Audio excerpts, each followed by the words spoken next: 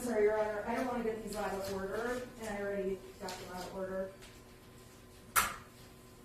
Just put this on this.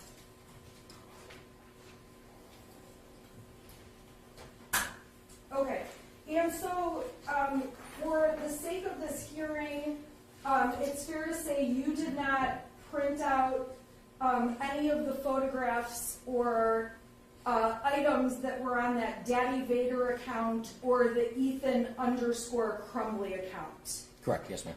And you did already confirm Jennifer and James do not follow those two accounts.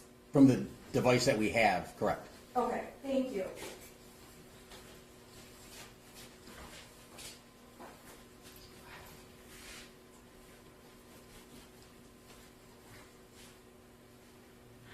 Now, the photographs that were posted on the Ethan.Crumbley account, you would agree with me it's not illegal to post photographs of a gun. Correct. It's not illegal to post photographs of these ghost-type figures. Correct. It's not illegal to post photographs of a bullet with target practice. Correct. And you are aware that the Crumbleys shoot guns and go to the gun range, correct? I've seen a video of Jennifer at a gun range, yes, shooting a gun.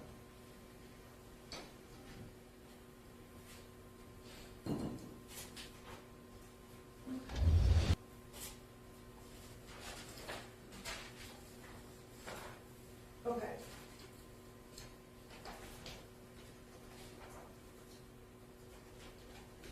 All right, let's see here. Exhibit 16.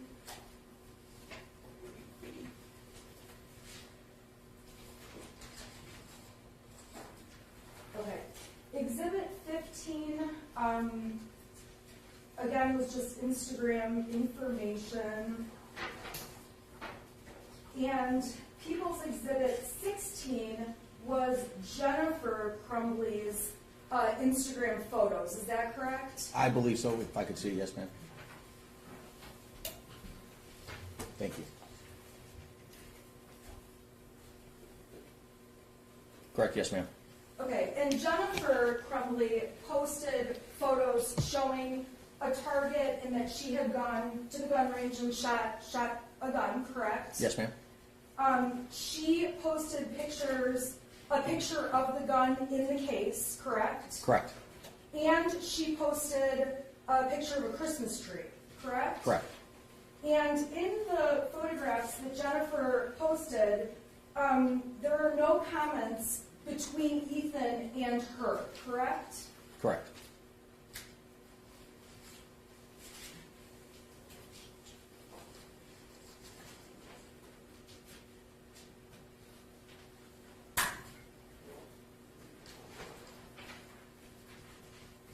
The next exhibit that was admitted was number 17, which was a video that was taken by Ethan Crumbley. Do you recall that video? Can you refresh my memory? What was the contents of the video? The video was a video with him holding a gun. Yes, ma'am. I remember, yes. Okay. In that video, when you were testifying, you mentioned that you could see a gun lock in that video. Correct, yes, ma'am. Okay, explain what a gun lock is. Well, that particular one actually goes through with the slide in the lock, the back position, goes through the barrel, out the front of the barrel, and then locks. So the slide can't go forward and a bullet can't be loaded into the chamber. Okay, so on that particular gun, there is a way to lock it just within the gun itself, correct? With the lock? Yes. Yes, ma'am. Okay. And in that video, you can't tell who else is around when that video was made. Correct. You can't tell if there was other people there, like if Ethan's parents were there, if friends were there, or if Ethan was alone, correct? Correct. The video only shows the gun, no faces. Fair to say? Yes, ma'am.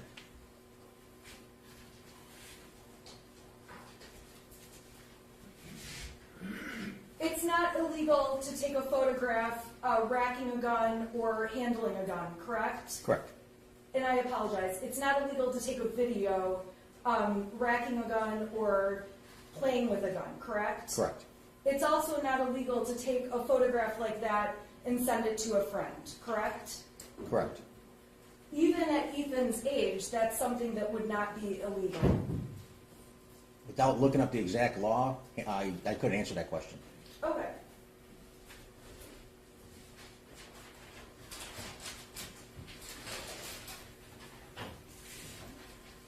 Now, on Exhibit 18, there are Facebook Messenger messages between James Crumbley and Jennifer Crumbley from November 30th. Do you recall that exhibit? Yes, ma'am. And if you need to see the exhibit, please let me know. In this exhibit, Jennifer is saying, call now in all caps, emergency, correct? Yes, ma'am. Then you can see that she texts James photographs of that math paperwork before it was altered and then after Ethan had written some more things on it, correct? Yes, ma'am.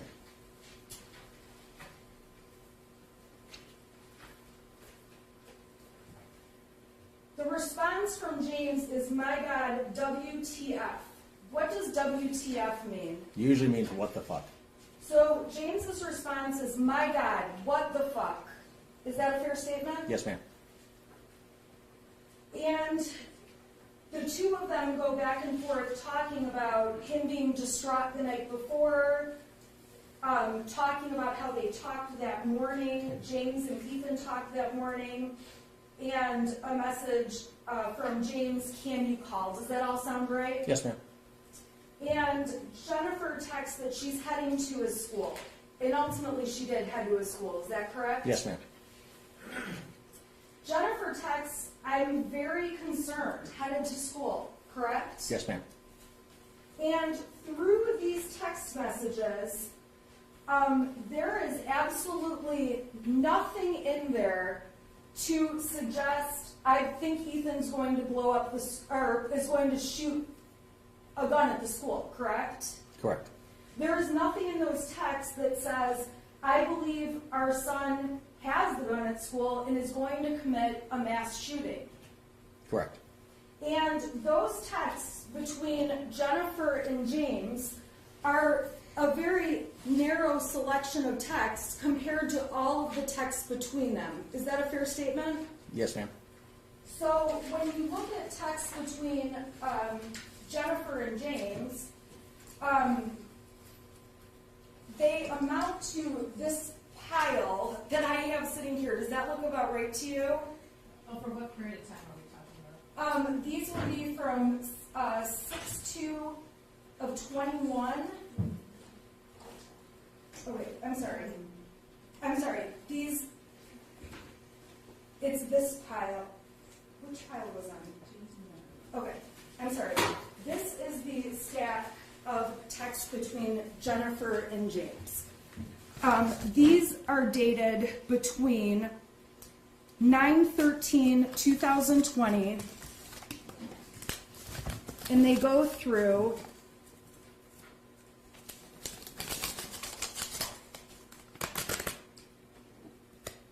11/30 of 2021.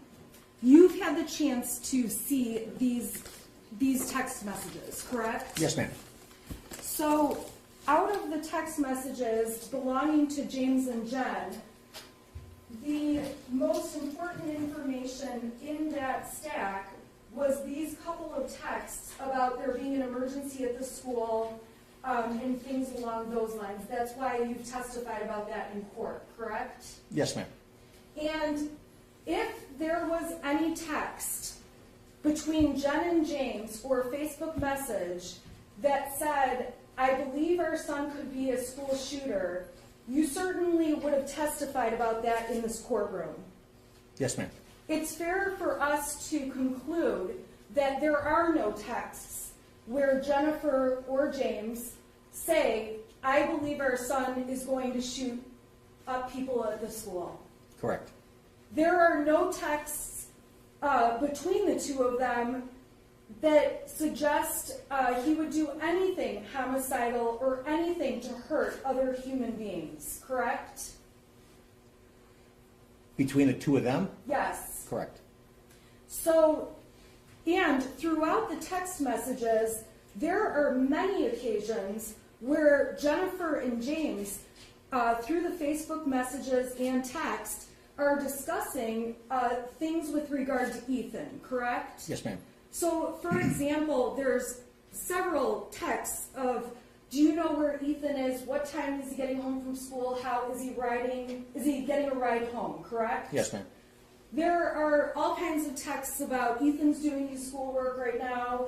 What is he working on? He's working on this project. All kinds of things like that. Correct. So, in the grand scheme of all the texts between Jen and James, although they talk often about horses and their own things going on in their lives, we can agree they mention and discuss their son frequently. Correct. And by frequently, you would agree with me that at least every day from September 13th, 2020 through 11:30, there are texts where Jennifer and James are talking about their son. Correct. Yes, ma'am.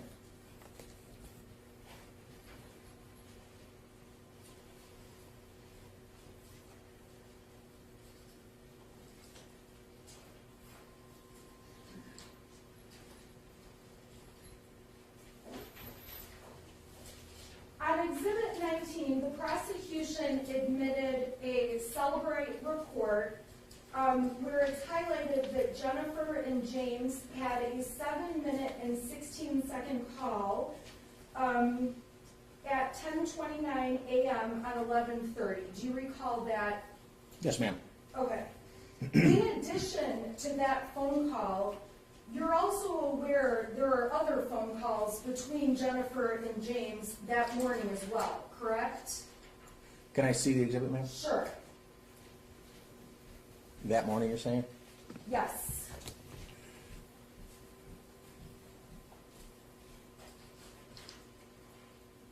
Correct. Yes, ma'am.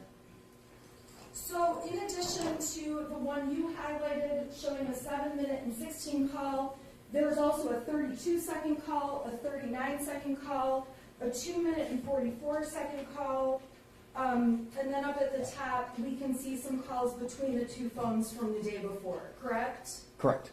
So it's fair to say that Jennifer and James were in touch with each other by phone the morning of November 30th. Correct. Yes, ma'am. May I please approach and grab that back? Thank you.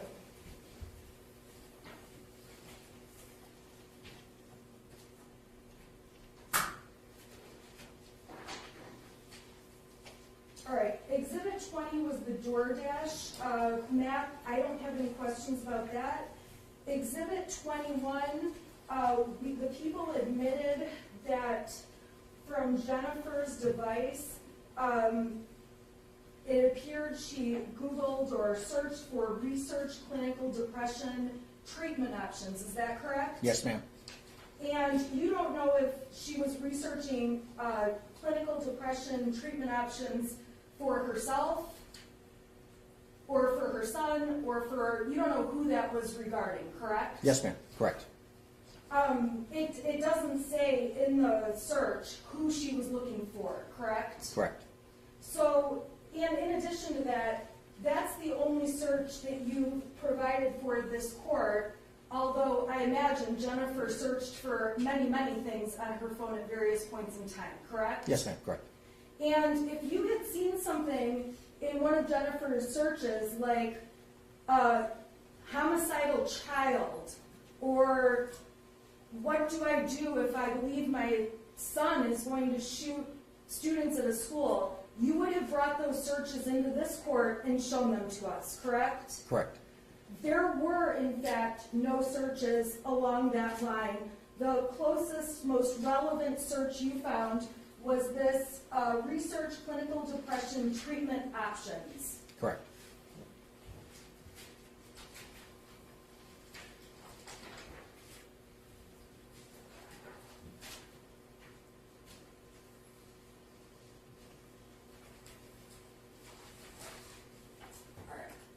On Exhibit 22, you admitted, the prosecution admitted through you, a couple of pages of text messages between Ethan and his mother. Do you recall seeing those? If I could see them, just to make sure we're talking about. Sure, I know what no they were. problem.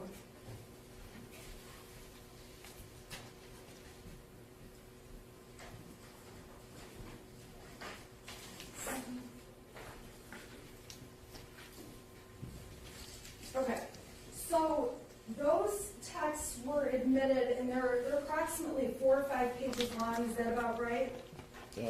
Three pages. 3 pages, okay.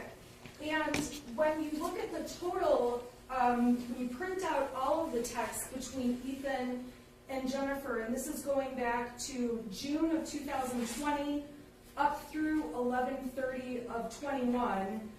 There's far more texts between Jennifer and her son than just those 3 pages, correct? Correct.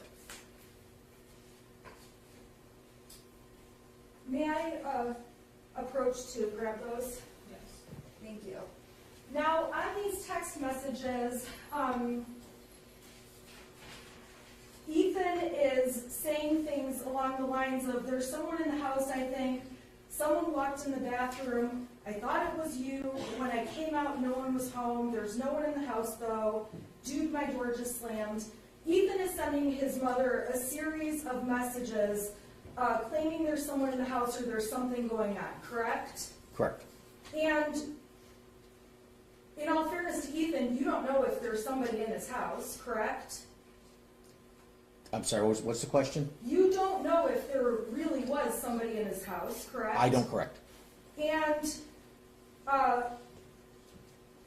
you don't know also if there are phone calls between Jen and James or between Jen and Ethan at the time that these texts are being sent, correct? I believe we looked at that, and I don't believe there were any phone calls between them. The way you would look at the phone calls, though, would be looking from Jennifer's cell phone to Ethan's phone, correct? And reverse, yes. In reverse, but if Jennifer was to use the phone at her office, like on her desk, that would not appear. That would not appear in the search in terms of a call between her and Ethan, correct? On Ethan's phone, it would. Did you look to see if on Ethan's phone there were calls? Yes. And you didn't find any calls? I don't recall any, no. The time these messages are sent, the truth is we don't know if there was someone in the house or what was going on, correct? Correct. It's impossible for us to take 3 pages of text messages and understand the complete context. Objection to the form of the question, Your Honor. That's a decision for this court to make. I'm sustaining. Go ahead and refer, please. It's, whenever we're looking at text messages, the text messages don't say the context within which they were texted, correct? I'm sorry, I don't understand the question. I apologize. I think it's a bad question, and that's my fault. Okay. I'm going to move on. Okay.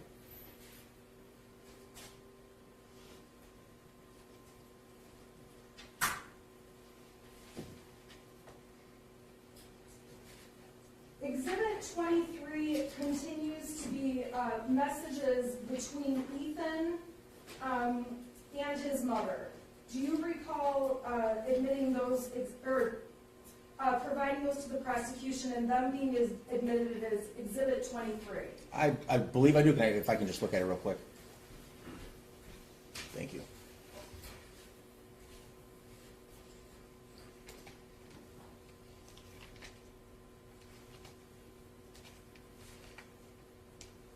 Okay, I remember these. Yes, ma'am.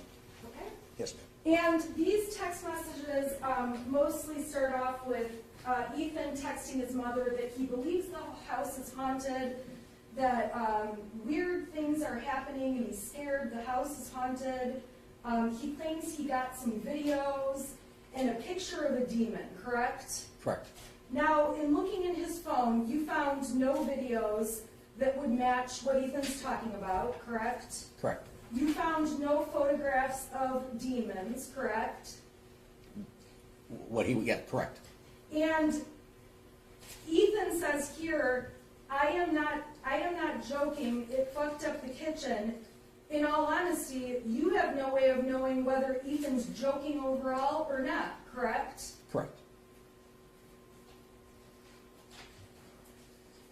When Jennifer does respond to the messages, she immediately starts asking, where's your dad?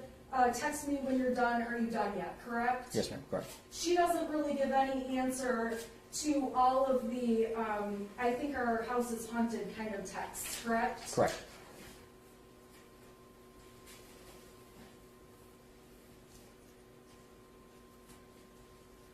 She is so organized that it is impressive. And when it comes down to what Ethan was texting, you never saw any evidence that bowls had been thrown and caused any damage, correct? Correct. There really is nothing to corroborate these claims Ethan is making about the house being haunted. Correct.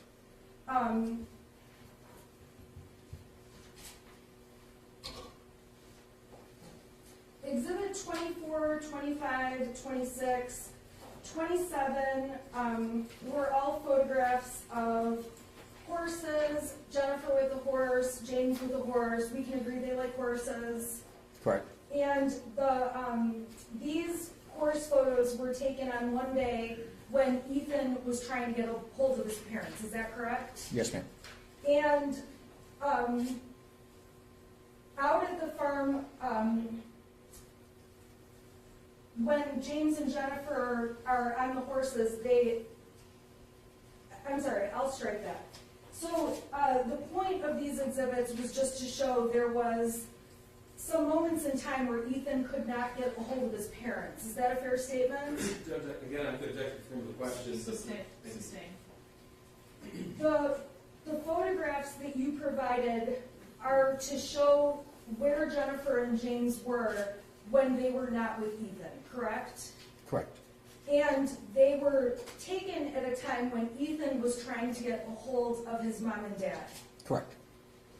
Now, in terms of the text messages that exist between Jennifer and Ethan, and this is going back to June 28th of 2020 through 11/30 of 2021, it's fair to say that there are, this is my printed version, but there are many, many more texts than just these couple of pages that you admitted, correct? Correct.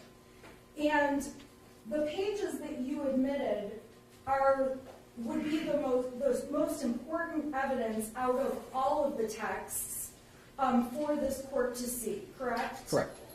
And if there were texts in here between Jen and Ethan where Ethan is saying, I'm going to blow up a school, I am going to hurt people, I feel homicidal, anything along those lines, you would have brought those texts into court and shown them to this audience, correct? Correct.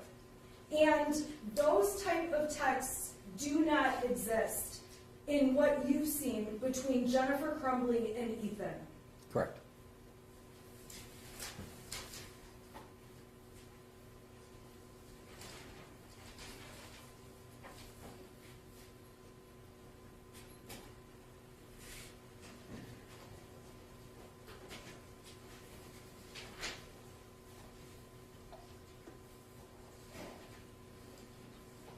All right, turning to Exhibit 28, there was a conversation between James and Jennifer Crumbley that was admitted as People's Exhibit 28. Do you need to see those Please, yes, ma'am. exchanges? Yes, ma'am. Thank you.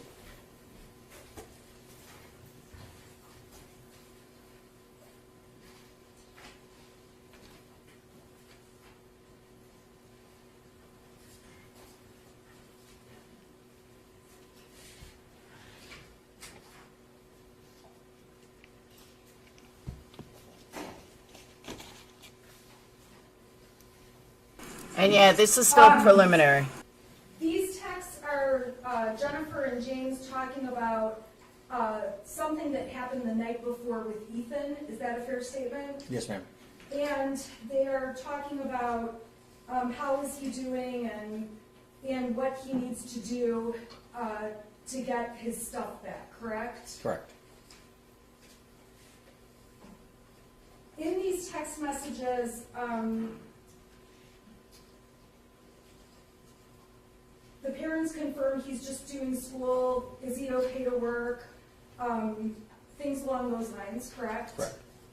And in the end, the parents are just discussing what was possibly an argument the night before.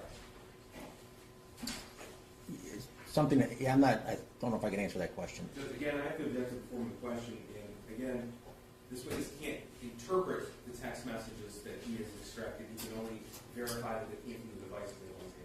I agree, and I'll ask the question a different way.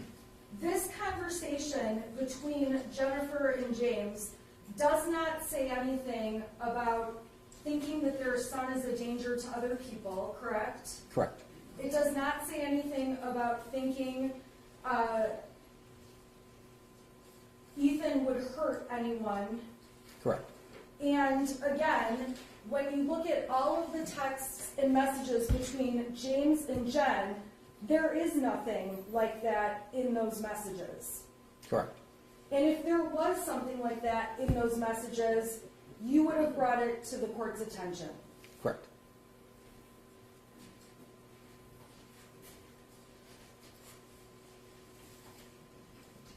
The items that you provided and that were admitted through the prosecution is what you believe to be the most important evidence out of everything you've reviewed.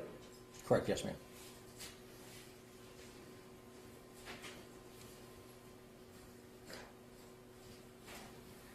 Exhibit 29 were messages admitted between Ethan and a friend of his regarding voices and going to a doctor. Do you recall those messages? Yes, ma'am. Did you want to see those? Or Yes, please. Yes, please. I'm handing you Exhibit 29. Thank you.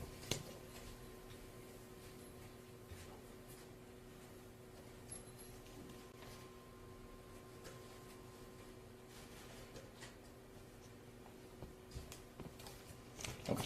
Okay. Yes, And ma'am. within these messages, Ethan is saying that he's going to ask his parents to go to the doctor tomorrow or Tuesday again, correct? Correct, yes, ma'am.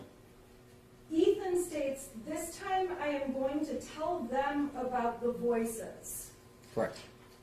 When Ethan says them, we have no way of knowing, it's not identified, if it was his parents or the doctor that Correct. he would tell about voices, correct? Correct, yes, ma'am. And when Ethan writes, I only told them about the people I saw, again, we don't know who them is. Correct.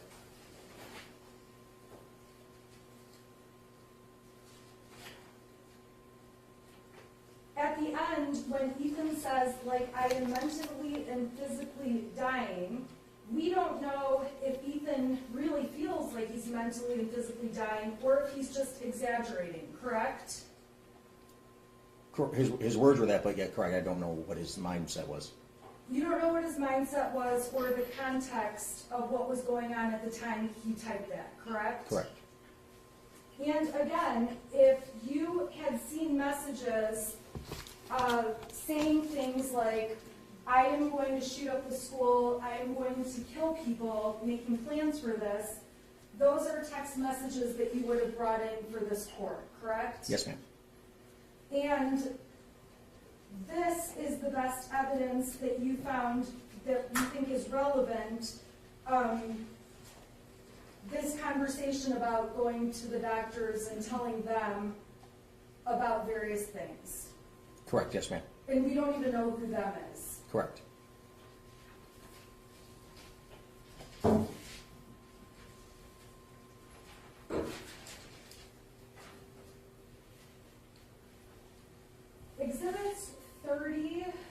and 31 were videos that Ethan took on 8/19 and 8/20. Do you recall those two videos? That were in the text thread, those two Yes. Yes, ma'am. And it's fair to say that in those two videos, again, you cannot see any people in those, you can't see the faces of any people in those videos. Correct. You can't see who was around at the time the videos are made. Correct. There's no description about why those videos were made. Correct. All we know is that those two videos were made and that Ethan texted those two videos to his friend Brady. Correct. With some conversation, correct. With some conversation, okay, but in the grand scheme of things, the taking the videos he took was not illegal. Well, him possessing the gun at that time, unless I know the exact, I don't know, I don't want to answer what him having that gun being illegal and what was going on in the video. Okay, fair enough. Your Honor, may counsel I approach?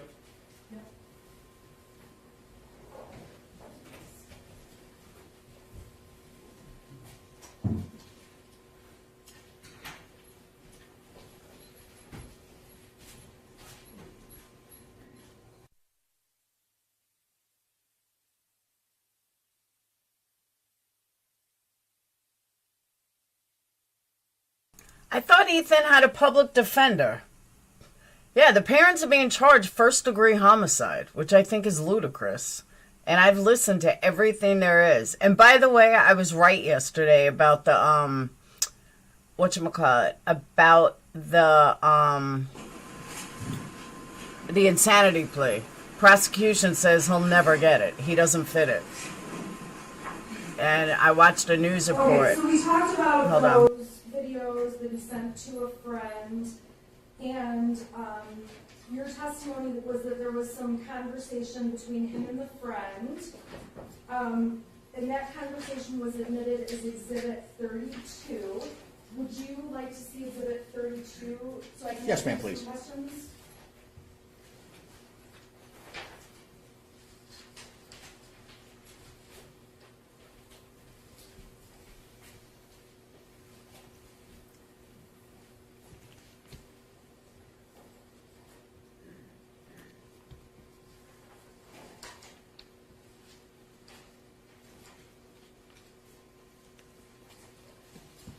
Are you ready? Yes, ma'am. Okay, just For the so, record, I have 6 pages for exhibit 32, is that what you have as well? Yes, ma'am. Yes. okay, so on the first page, we can see that video was sent to Ethan's friend, Correct? and there's discussion about inviting his friend to the gun range, Correct. and we can see that Ethan sends another video to his friend, Correct. and the friend is saying things like, nice, now pull the trigger, JK, JK, JK. What is your understanding of what JK, JK, JK means? Just kidding. So just kidding, just kidding, just kidding. And those are all things the friend says to Ethan. Nice, now pull the trigger, JK, JK, JK, correct? Correct, yes, ma'am. And Ethan responds about how his dad left the gun out, but he knows gun safety, so it's no problem, correct? Correct. And then he says, now it's time to shoot up the school, and in capital letters, JK, JK, JK, JK, JK, correct? Correct. So this conversation existed between Ethan and his friend, Correct. but there is not any kind of conversation like this between Ethan and his mother Correct. or Ethan and his father. Correct. So his friend encouraged him to blow up a school. Why isn't his friend in jail? That makes Now, no the last sense. time we were in court, the prosecution ended by asking you about some of the conversations that Ethan and Brady would have, and your testimony was that they talked about disturbing things, including the bird head, hurting another girl at school, and mentioned some of the other topics between Ethan and Brady. Do you recall that? Yes, ma'am. And Ethan and Brady's text messages, if I told you that it's this entire pile is the communications between Ethan and Brady, would that surprise you? I believe they're about 25,000, so it looks about right. 25,000 messages, about 5,000 pieces of paper when you print it out. Looks about right. And you would agree with me that while there was conversations about the bird head and hurting another student, Ethan and Brady talked about way, way, way more topics than just those types of things, correct? Correct. They talk about playing different video games, correct? Yes, ma'am. They talk about how much they eat versus how big their stool is when they go to the bathroom. I don't recall that exact one right now, but They talk about silly boy things. yes, ma'am. They talk about other students. Yes, ma'am. They talk about homework. Correct. What you've pulled out to share with this court, it's fair to say it's a very small section compared to the grand scheme of what Ethan and his friend talk about. Correct. Okay. And again, you pulled out what you believe is the most important information for this courtroom. Yes, ma'am. And these are between Ethan and Brady. You don't have any, it doesn't appear that Jennifer or James are grouped into any of these messages, correct? Correct. It appears these messages are strictly between those two boys. Is that true? Yes, ma'am.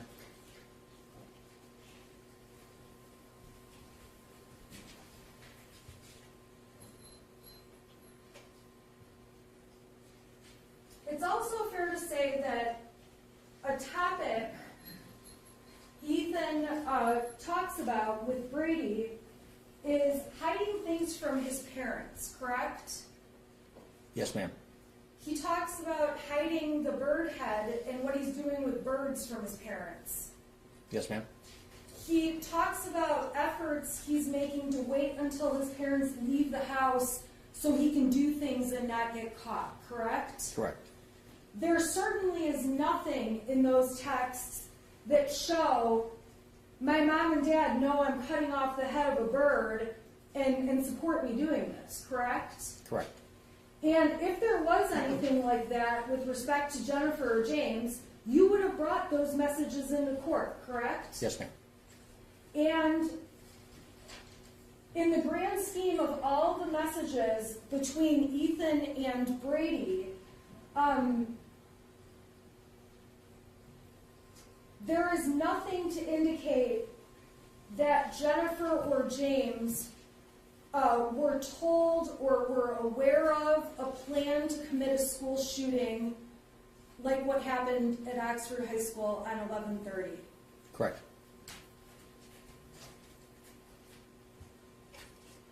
In fact, Ethan discusses repeatedly hiding things from his parents Yes, ma'am. and doing it when they're not home. Correct.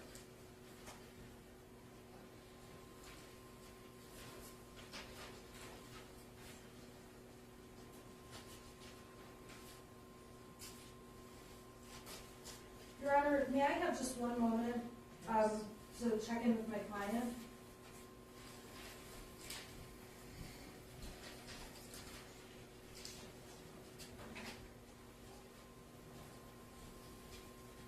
I have nothing further for this witness. Thank you, Ms. Levin. Thank you, Your Honor.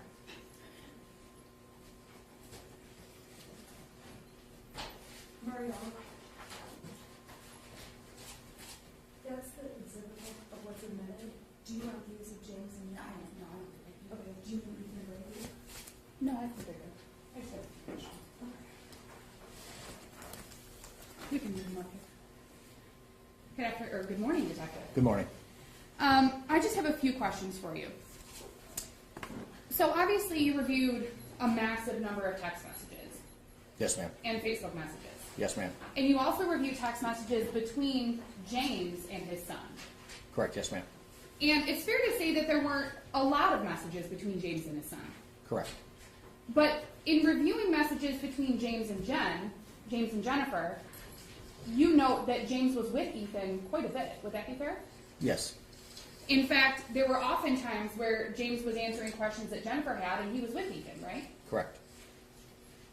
And in the messages between James and Jen, or between Ethan and James, you don't see anything where Ethan was asking James for help. Is that fair? Let me clarify. You don't see any messages from Ethan to James where he was saying he needed help mentally, correct? Not that I recall, correct. Or that he needed help because he was going to do something bad. Is that fair? Yes, ma'am. And you don't see any messages from James to Jennifer or from Jennifer to James saying that Ethan had given them that information. Is that fair? Yes, ma'am.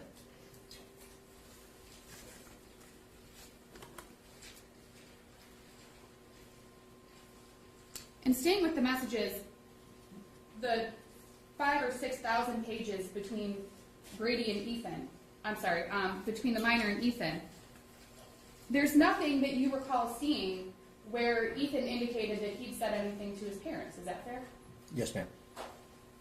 If that had happened, if you had seen those messages, you would have advised the prosecution. Yes, ma'am.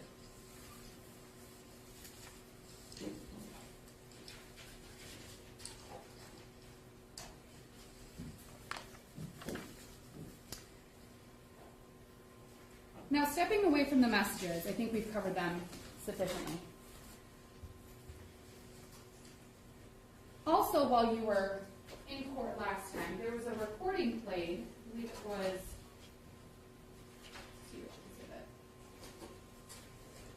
which exhibit 5, which was a recording of James Crumbley calling 911. Yes, ma'am. Do you recall that? Yes, ma'am. And in the recording, James called 911. Is that fair? Yes, ma'am. Nobody called him. Correct. Okay. James voluntarily called 911 Yes. and reported that his handgun was missing Correct. and his ammunition, Correct. and that his son was a student at Oxford High School Correct. and he had some concerns. Correct. You also saw, and I said I was going to stay away from the text messages, but you also saw that James texted Ethan that morning. Is that fair? Yes. Correct. He texted him after getting a call about the math homework or the math test and the drawings. Correct. And he texted him when James suspected that something was happening at the school. Do you recall that text message? Yes. He checked in on him. Is that Correct. fair? Yes, ma'am. And that text message wasn't, Ethan, are you the shooter? Is that fair? Yes, ma'am. In fact, he just asked if something was happening at the school. Correct. He called Ethan. Do you Yes. recall that? And then he texted Ethan again. Correct. And he asked Ethan to call him. Correct. And then he called Ethan more. Correct. And then he called 911. Correct. And you created a timeline. I believe it was your timeline that was created of phone calls and messages and various things from November 30th of 2021. Part of that timeline is one of the exhibits. Can you tell me which one you're referring to? Yes. Exhibit 19, the call logs extract. Yeah, that's from the call logs. It's not from the timeline of the phone, but yes. Okay. But you reviewed various phone calls, incoming, outgoing, text messages, incoming, outgoing to James Crumbley's phone. Is that fair? Yes, ma'am. And do you recall also seeing phone calls and text messages with Sergeant Bryan from the Sheriff's Office? It wasn't labeled. There's an 858 number I recall seeing, which is phone numbers from the 38 East Sheriff's Office. I don't know what Sergeant Joe Bryan's phone number is, and it wasn't labeled his name. But you recall seeing phone calls from an 858 phone number? Yes, ma'am.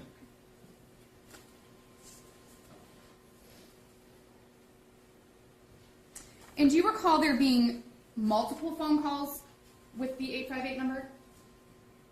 Or do you not? If you don't recall. I don't recall. Okay.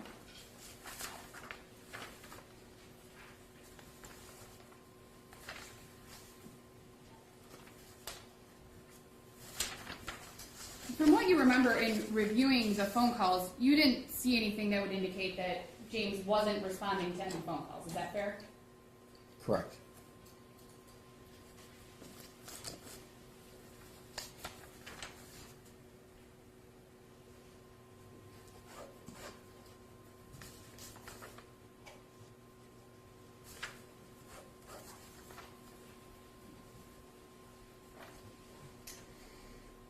Now, when you were testifying at our last hearing, you made specific mention that James Crumbley was the owner of the cell phones on the account. Is that correct? Correct, yes, ma'am.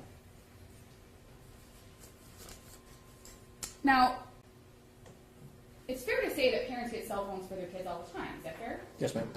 And they may say it's Johnny's cell phone, correct? Name it Johnny's cell phone, what do you mean, or? No, a parent may say it's Johnny's cell phone. Give Johnny a cell phone, it's Johnny's cell phone. Yes, ma'am. But it's actually the parent's phone, correct? Correct. Or they may do it for their spouse or significant other. Is that Yes, fair? ma'am.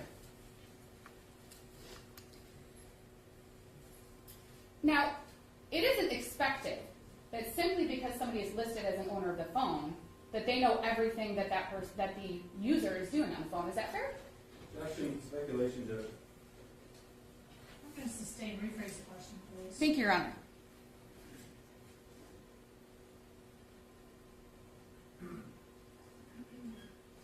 Let me ask you. You're not aware of any time where the listed owner of the phone has been responsible for what the user has done. Is that fair? Objection, Judge. Improper form. It's not relevant. Your Honor, as for relevance, I would argue that it is relevant. I don't know if we're willing as to relevance. Go ahead, you can answer the question if you can. Okay, I have the question again, please. Sure. You're not aware of any times that the listed owner of a cell phone has been held responsible for what the user of the phone has done with the phone. Judge, objection, sorry. It's an improper form question. It's a compound question. It calls for a legal conclusion, and it's overly broad. Your Honor, She's asking him what he knows at this point in time. I'm overruling the objection. Go ahead and answer the question. Now, just for clarification, are you referring to James and Ethan's phones? Like, is he responsible to look at his phone, or I'm sorry, I don't understand the question completely. That's I fine. wanna- let's take it step by step. Okay. Somebody goes to a cell phone store and purchases cell phones. Yes, correct. Correct. And they purchase the cell phones in their own name, correct? Yep. And then they can distribute the cell phones to whom they choose. Is that fair? Yes, ma'am. Okay. And they can give those cell phones to their children Correct. or their significant other Correct. or a stranger on the street. Sure. Sure. My question is, you're not aware of a time that the person who purchased those phones in their name would be responsible for what the other people that they gave the phones to did on those phones. I would have to say depend on who the people are they gave the phone to. If it's a juvenile, I would say yes.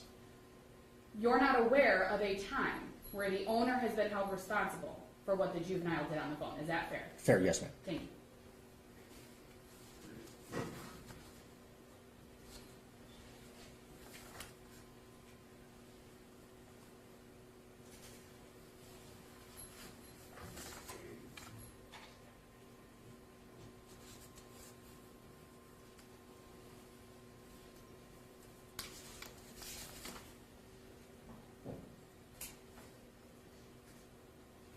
That's because the lawyers are kicking his ass. I'm sorry. I don't check my kids' phones 24/7. I'm going back to the text messages again. I apologize. It's okay. There were text messages in Exhibit 22, which I believe I'll be back. I'm going to get coffee. the other minor and Ethan, Okay, yes, ma'am. or between Ethan and his mother. I don't recall if you looked at the dates, but those were March of 2021. Sounds familiar. Yes, ma'am. And you don't recall seeing anything after March of 2021 in any of the thousands upon thousands, tens of thousands of text messages that you looked at. Is that fair? March of 2021, and whose text threads? So the first text thread, that was a really bad question. Thank you. Okay. So the first text thread I'm asking about is between Ethan and his mom. Okay. And it was talking about the noises and the sounds in the house and. Yes, ma'am. Okay. And my partner discussed that with you a little bit. But that was March of 2021. And you don't recall any messages after that section that we looked at. You don't recall any messages after that about the voices or anything like that? Referring to that conversation? Correct. Correct, yes, ma'am. And you don't recall anything in any other text threads about the voices or the noises or anything like that? Correct.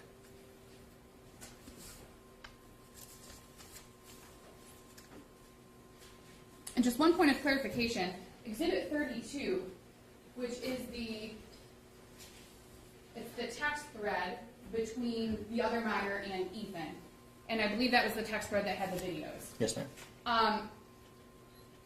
Now, the firearm in those videos was not the firearm that was used on November 30th. Is that correct? Correct.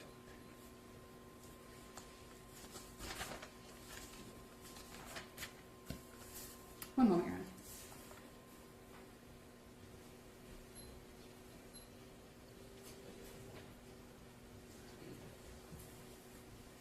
I have no further questions, Your Honor. Thank you. Anybody go ahead? Yes, sir, thank you. Do you want these?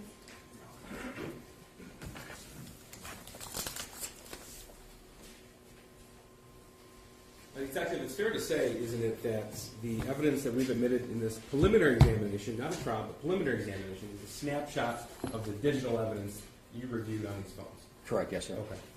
And this evidence speaks for itself. If it's on the phone, it's on the phone. If it's not on the phone, then it's not there, right? Correct. Okay. You also testified on February the 8th that some information, at least from Jennifer Crumbley's Facebook account, was deleted. Your Honor, I don't object to the leading nature of these questions. This is redirect and not cross.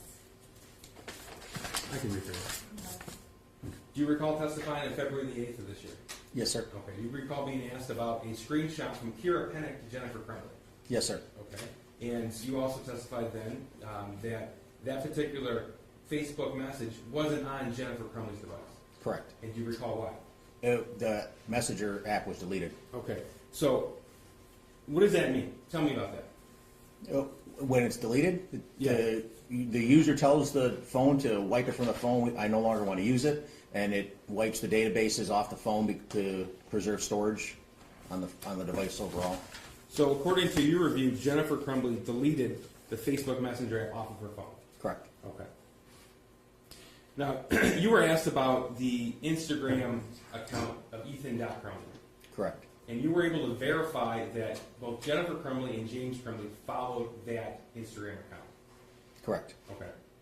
On February the 8th, you were asked about who posted and who didn't post, if you could verify that on the Ethan.Crumbley account. Do you recall that? Yes, sir. Did you do some research in that regard? Yes, sir. Tell us about that, please. So the pictures that were there all had an uploaded IP address, and I did it again just last night. There were a total of 8 of them, IP addresses.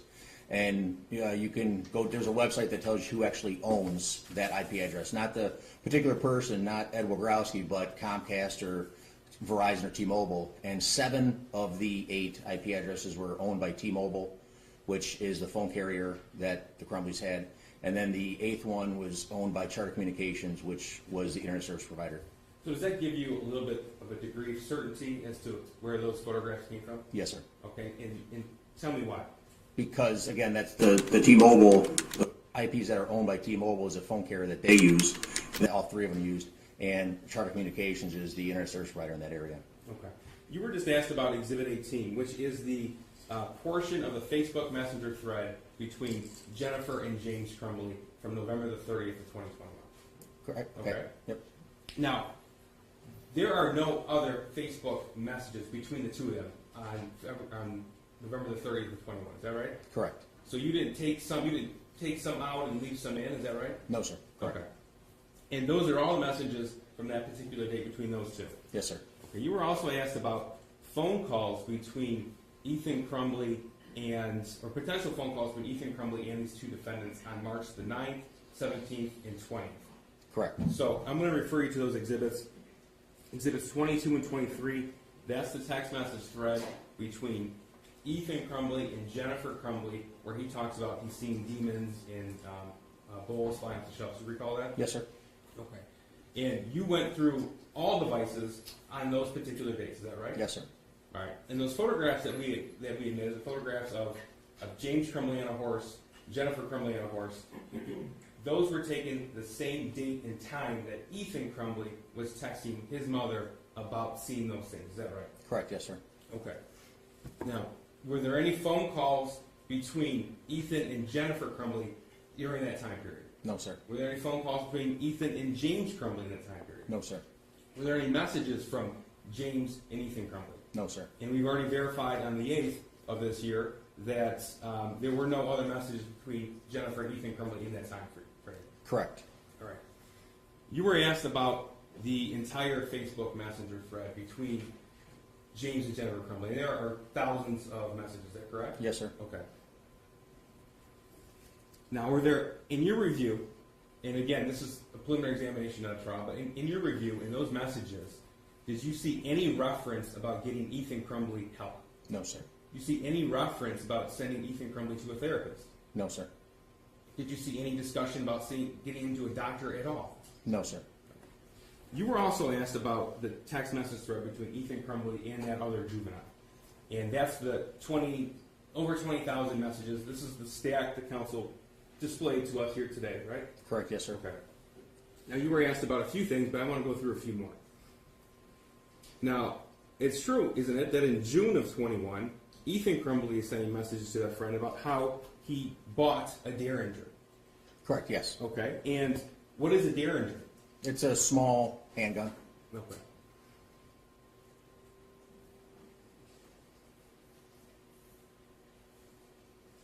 And he sent messages to that other individual.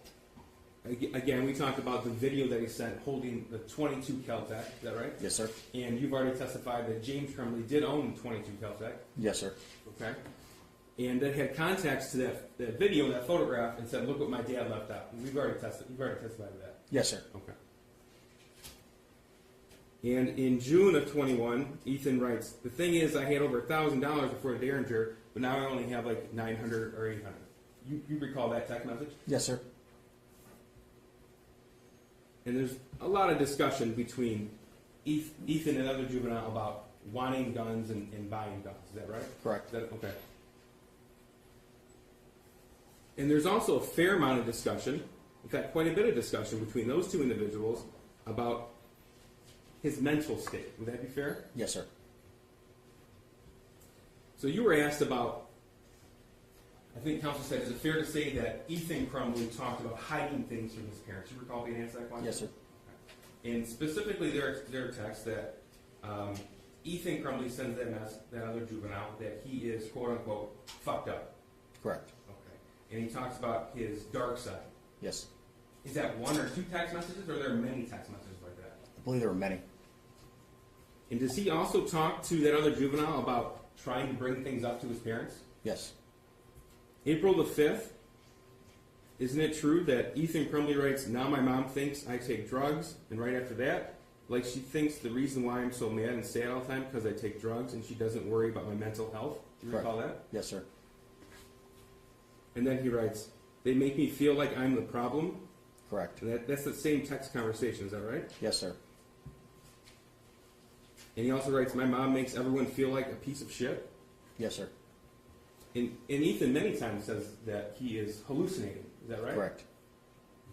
And in fact, he says, "Like I hear people talking to me and see someone in the distance." Correct.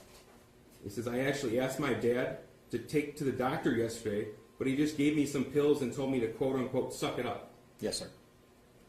Then he wrote, "Like it's at the point that I'm asking to go to the doctor." You remember seeing that? Yes, sir. And then seeing, "My mom laughed when I told her." Yes, sir. And in that same conversation, Ethan's describing a, quote, in his words, quote unquote, breakdown to his friend. Is that right? Yes, sir. And he writes, "That's what happened when I broke down. I started sobbing in the shower and then laughing my ass off. Mental breakdown is what it's called. Said I should see a doctor if I have one. Google said they can last weeks and it can cause hallucinations. So fuck me." He wrote that. Yes, sir. Okay. And that's the same text conversation where he's telling his friend that he asked his parents to see a doctor. Correct. And you've already testified there has been no communications between James and Jennifer Crumbley about taking Ethan Crumbley to see a doctor or therapist, right? Correct.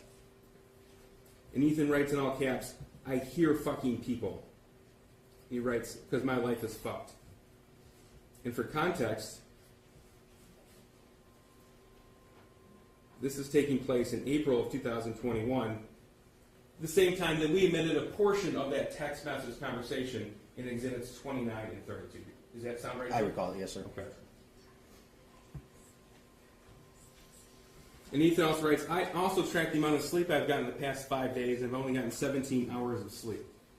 And that's a text from Ethan to that other individual? Yes, sir. Now, in these text messages, they also talk about playing video games. Yes. Okay. And are you able to get a general idea of how often and what hours of the day or night that Ethan and his friend are playing video games? Through the text messages and the timeline of the phone, yes, sir. Okay, and tell us about that. Well, from the conversation going back and forth, or do you want to get on, play Fortnite, get on, and play games, or the phone usage when there's downtime? If there's a downtime between 5 in the morning and 8 in the morning or 9 in the morning, you could assume that they're not using the phone. We would object to the relevance of the amount of time spent playing video games. It all goes to the failure to use ordinary care, Judge. These defendants are both charged with being grossly negligent. Yes, on behalf of the defense, I'm overruling the objection. Go ahead. Thank you. Now, did it appear that he was playing a little bit of video games or a lot of video games? A lot of video games. Okay. And that just didn't happen, right after school let out and before a normal bedtime, right? Correct. Okay, so what kind of hours was he on his devices? All hours of the night, 1 in the morning, 2 in the morning. So this text about I've only gotten 17 hours of sleep in 5 days, that has some weight to it to you, doesn't it? Yes, sir. And Ethan continues about his mental breakdowns, in his words, mental breakdowns, to his friend in the juvenile, and says, I need help. I was thinking calling 911 so I could go to the hospital, but then my parents would be really pissed. He wrote those? I recall that, yes, sir. And then his friend asked him, when did all this bad shit start happening? I would object to the leading nature of these questions. This is redirect. Judge, counsel opened the door by asking general questions, extremely general questions to this witness about a 25,000 text message string. Now, as I pointed out, this is a preliminary examination and not a trial. So we weren't intending to go through all 25,000 text messages, but counsel opened that door, and now she left the impression that we only selectively admitted certain messages and there's nothing else out there. And I have to correct that impression. I'm overruling. Go ahead. Thank you. So his friend asked him, when did all this bad shit start happening? Excuse my language, Judge, this is just a quote. And then he wrote 2 weeks ago, is that right? I recall that, yes, sir. Okay, and if we're given a context, 2 weeks prior to this text would be... Your Honor, I object to the leading nature of these questions. I don't object. I am not making a relevancy objection. I'm making an objection to the leading nature of these questions. Sustained. Judge, I'm going to ask for leeway in this particular witness with this regard to this particular piece of evidence, and that's because the nature of the evidence. Counsel made a show of this amount of evidence in the phone. She printed it out for that show specifically, and in order to effectively direct this witness to certain pieces of that evidence to rebut the impression that she so purposely laid, I have to lead the witness. I need some leeway. I'm going to give you a little bit of leeway, but then we need to move on. That's fair, Judge. I appreciate that. As you said, this is a probable cause hearing. The court is perfectly aware of what the burden of proof is and what needs to be presented in order to establish that burden of proof. Thank you, Judge. I'll just go through a few more with you, okay? Yes, sir. Now, we had already admitted, we talked about, I believe this was Exhibit 29. You were showing Exhibit 29. And that is that text message thread from April the 5th to his friend, okay? And that text specifically, which we already admitted, is, I'm going to ask my parents to go to the doctors tomorrow or Tuesday again, but this time I'm going to tell them about the voices. And we've already discussed that, right? Yes, sir. Okay. In these text messages in this vein, they're not, like I said, they're not just one or two text messages about this particular topic, but there are multiple, is that right? Yes, sir. All right. And you've already discussed some of the other more disturbing things you found on Ethan Crumbley's phone, and I think you talked about on the last hearing about a conversation about raping and torturing and killing another classmate. Correct, yes, sir. And you were asked about the bird head specifically by defense counsel on cross. Now, there is a conversation in this text thread about that bird head, am I right? Yes, sir. And in fact, he says that he's surprised his mom didn't find the bird head because it was in his room. Correct. Now, these texts about his quote-unquote mental breakdown continue not just on March or April 21, but throughout the text thread when it ends abruptly at the end of October of 21. Correct. Right? Okay. So, approximately 7 months, there are text messages regarding the mental breakdown. Correct. But the cop just testified that only a very, very small amount of text. So even if the time span is 7 months, it's still not a lot. On October the 11th of 21, there's a text message thread between Ethan Crumbley and that friend where he says, "Holy shit, my mom legit almost found the bird head. She pulled away the sheet covering it and was fully exposed, but IDK," meaning that I don't know. I don't know. I don't know how the fuck she didn't see it. My dad was even in there. Jesus Christ, my heart is pounding right now. And that's in October the 11th of 21. Is that right? Yes, sir. I recall that. Now, you're aware that a bird head was recovered from the Oxford High School, one of the bathrooms of the Oxford High School. Is that right? Yes, sir. Okay. And that was recovered on November 11th of 21.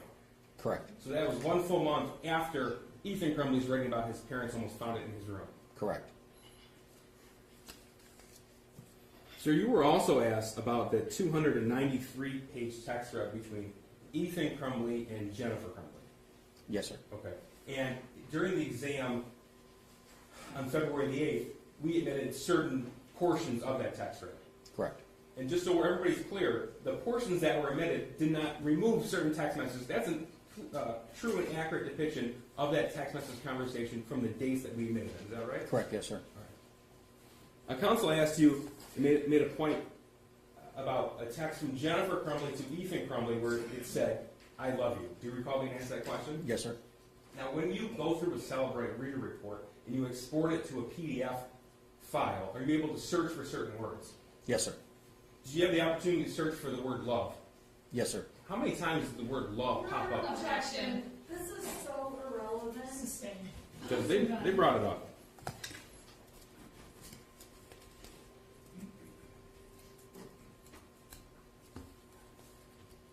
Now, was there any discussion in the text message thread, the 293-page text message thread between Ethan Crumbley and Jennifer Crumbley about getting Ethan Crumbley help? Not that I recall, no. All right, I'm going to pause this for 1 second only to address something. Hey, D-Land, just to address something. Parents also know their kids, though. So if one of my kids, if Dayton, for example, who's a drama queen, tells me he needs a doctor. Okay, for what, Dayton? I see voices. Okay, let's sit down and talk about it. You know, I wouldn't race him to a doctor because I know how he is. Same thing with Sage. I wouldn't race her to a doctor because I know how she is. Now, they had a million other signs that they should have seen, don't get me wrong. But at the same time, how many other parents have all these signs and never say anything? And they're not in jail. I don't think these parents deserve what they're getting. Are they neglectful? Yes. Did they blow him off? Yes. But we don't know, Ethan. Maybe there's a reason why they didn't take him too seriously. You know, his dad thought maybe he was on drugs. If he was on drugs, he didn't want to get in trouble. Like, there's so many things that could have gone differently, yes. But there's also so many things that we don't know about their relationship. So we're only seeing the bad side and one side. We're not seeing the whole picture. So there's that. But it is better safe than sorry. I'm just saying, you know your own kids. Like, I know my kids. Oh, hell no, IBL. But I'm not a gun person. I know people that, you know, are gun people where they'll leave their gun around on the kitchen table because their kids know safety. Their kids are smart with guns. They've grew up around guns. If I go to Iowa, half my friends in Iowa have guns everywhere. Even when their kids were really little, they have guns everywhere. And it's not illegal to leave an open gun out. Shotguns everywhere. Kids have access to it. You know your kids. But in certain states, guns don't have to be locked up. So if you teach your kid gun safety and you know your kid and you trust your kid, you ain't got to worry about it. I see it all the time. People taking their, 6-year-old kids to a shooting range or a 10-year-old kid to a shooting range. I know an 8-year-old that knows more about guns than most adults that I know. He's now 26. He's never done anything. He knows gun safety. You know your own kid. That's all I'm saying. Okay, so we're going to talk about the Facebook Messenger thread between these two defendants, but specifically between Ethan and Jennifer Crumbley. Anything in there? No, sir. Or what about anything in the text message thread between Ethan Crumbley and James Crumbley? No, sir. Any talk in any of those text message conversations about getting him to a doctor? No, sir. May have one moment, Your Honor.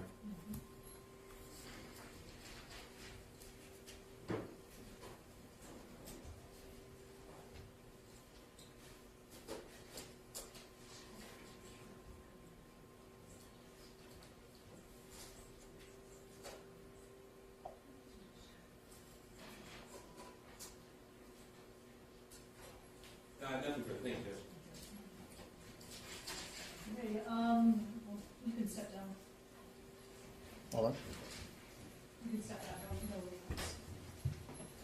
Great, we're gonna take a quick break and then we're gonna come back with the next business, so we'll return in about, 10 minutes. Thank you, guys.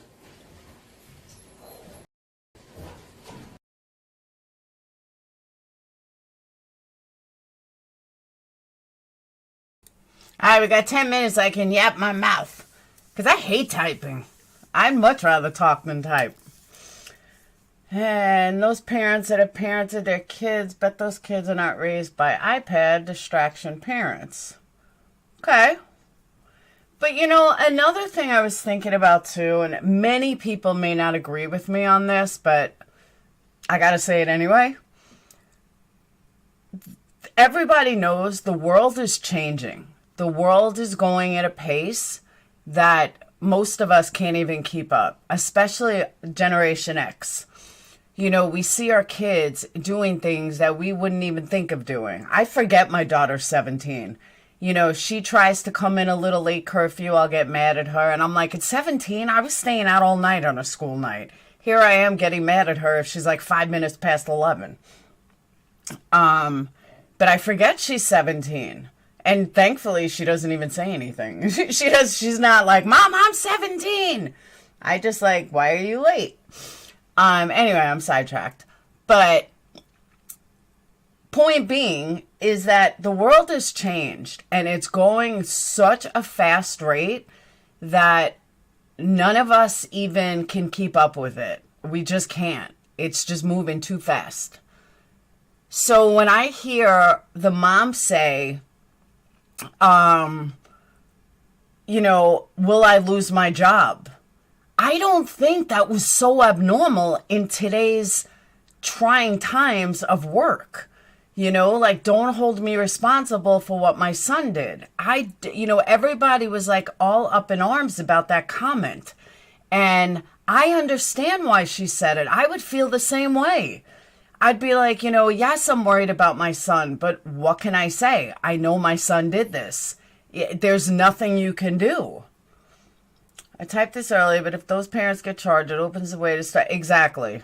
I totally agree, because they were half asleep when the kid left the house. Well, those parents kind of should be arrested if it's underage. The kid needed help. His parents failed him. I don't disagree with that. But his friend also encouraged it. So how come his friend's not arrested? I mean, that's my big thing. Why isn't his friend arrested? His friend's like, time to go blow up the school. There was a girl that encouraged a guy to commit suicide, and she got locked up. So why isn't the friend locked up? She needed her job to defend her son. Absolutely agree. And I don't think that her comment to the boss was that out of the norm. I think her head was, what am I going to do now? And the way everybody was looking at her and, your kid just killed 4 kids. I can't even imagine. Laws are different in every state. Yeah, why isn't his friend locked up? Locked up around kids when not in use. Yeah, but Lim, what I'm saying is, do many people lock up their guns for their own head? Absolutely. Absolutely. Your little icon means you're not a member anymore. You have to redo your membership. So I understand, like, if I had a gun, like, I once told everyone I had a gun, but I don't.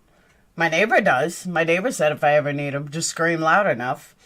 But there was a time where a lot of people were coming after me on YouTube, so I said I had a gun. Now I don't care because I just don't. I don't have the same people, but I have neighbors with guns. But for my own safety, I put it on YouTube.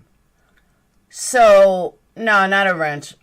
So, that I had a gun and my kids had a gun. But and I would lock it up, obviously. But in all reality, I have plenty of friends that don't have guns. That have guns. And they leave them out. They don't worry about it. Yeah, you could become a member in the UK. What's his channel? $2.99 is the lowest. I sleep with a 9mm on the nightstand. See, there you go. Do you have kids in the house? Hey, Jay. Long time no see. Think they should have background checks that include medical records of any mental illness. Yeah, but the problem is, if there's no record of mental illness, they wouldn't know anyway. The school was aware, that's why they're being sued. You remember that Good Vibes? Yeah, I hate guns. I survived in New York City for my whole life. I think I could live without owning a gun. Like this morning, Sage said I kicked the wall. She's like, I almost kicked Winston. Can one of the mods drop a membership link, please? If I have any mods in here anymore.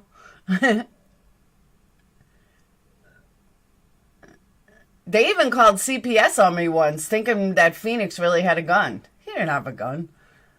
I laughed at the CPS worker. It's part of how I knew it was from YouTube. Me too, Heather. But that's part of how I knew it was from YouTube. Because I never told anybody except YouTube I had a gun. We do a lot of hunting here in Minnesota. We start out. I have a friend in Iowa. They literally, each one of them owns a gun. They were bringing their little girls to the gun shooting range at like 7, 8. And the girls, they're okay with it. They know how to use it. They know protection. They know safety. Some people are just okay with it. I personally would never have a gun because of Dayton. When Dayton was young, Dayton truly believed that you get 9 lives. So if you die, it's okay. You'll come right back. I was like, yeah, we'll never own a gun. I mean, now he's much more mature, but he really did. Video games taught him that you die, you come right back. He really believed it. I have guns, but when I use them, I feel like I'm driving. I guess I used to date a guy who used to keep a gun under his car. It bothered me. Education is key.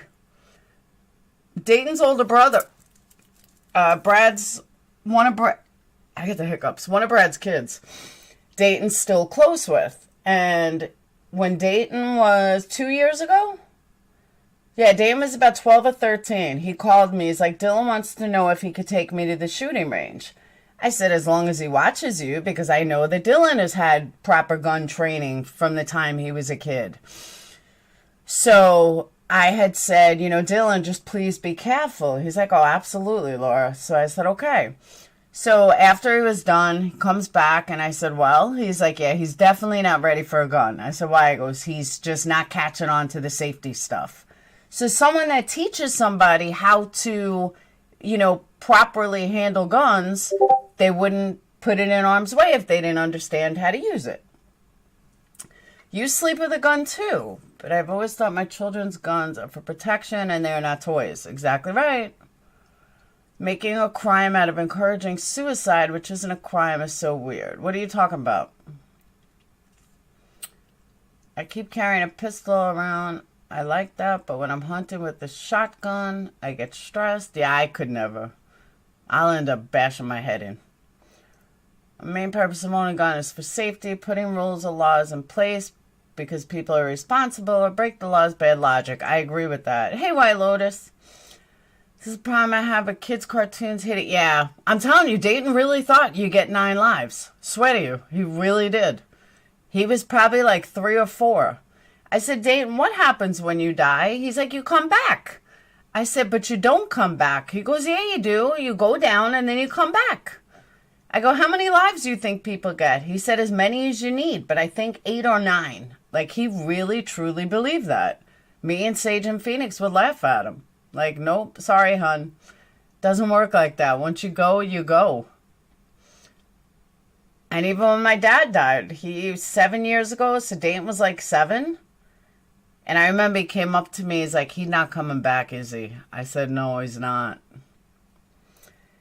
I think Darylyn Brown showed many signs of insanity, but how come his mom's not in jail?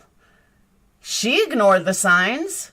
There were tons of signs that he was fucked up. So why isn't his mom in jail? You know what I'm saying? Like, I think this is setting a precedent that they'll never be able to live by. This is going to totally backfire on society. You can't arrest every single parent that neglects their kids. You just can't. Maybe he's Buddhist. Maybe. I have raised them to understand some Zen Buddhism. But you know what I'm saying? No, you just can't. Dayton even had a BB gun he threw out. He was like, I don't want a gun. I said, no, keep it, just in case anybody ever breaks in. They'll think it's a gun. I like shooting, it's fun. I never liked shooting. I've done it, I just never did it. I mean, never liked it. No, I never did it. I once pointed a gun at someone. I think it was the last time anyone ever gave me a gun. They're just trying to slowly take away a gun. And that's the other thing someone brought up, Laura. Is this a gun rights issue? Is that why they're trying to, put the parents away? Is this their, bullshit alternative to take away gun rights? I saw that somewhere and I was like, I never thought of that. That is what they're going to do, Laura. You're right. Some parents aren't smart about things, but Darylyn should be locked up in prison. I don't know. He did a lot of things that were whacked. And he didn't think he did anything wrong. That's the difference. And that's what makes Darian, and someone like Ethan totally different. Darian did not think he did anything wrong. Like, he didn't understand the things he did was wrong, and you saw that on the videotape. So that's totally different. Ethan knew he needed help. He knew he was fucked up. At the same time, why didn't he call a family member? Why didn't he go to the school council? All schools have psychiatrists, psychologists. Say, hey, I need help. My parents aren't helping me. If it was over the course of 7 months. Yeah, Darian was talking to himself. Like, he just did not think he did anything wrong. I agree with that insanity. They can come get them if they want. Good luck to them with what? Huh? The slowly thing is so true. It's happening to us every day. Oh, absolutely. They're passing all these bullshit laws. People scared to even have a gun. People don't let them take our guns. Exactly. You can't, the world wants to live like, the way they do overseas. And overseas doesn't have the crime. But there's a lot more to it, It's not just taking away the gun. Well, cops don't have guns in Australia, so let's take away the cop guns as well. It's not taking away, and I'm not a gun advocate, but you want to take it away from the public, but still give it to the government and the cops. Well, all the places that they're not allowed guns, well, the cops don't have guns either. So, yeah, their whole fight doesn't work. I totally agree, Gypsy. Take the concealed carry class. See, that I believe. I think everyone has to. We also have freedom for now. But like Lynn, your cops don't have guns. Your government, like nobody has guns. It's not just the people with no guns. Right? Hey, Monica, your candle was supposed to go out this morning, but it'll go out this afternoon after this is over. Or candles, I should say. The bad guys do not buy... God, that scared me. The bad guys do not buy guns legally. That's true, but I'm saying that they're not overseas because cops don't have them either.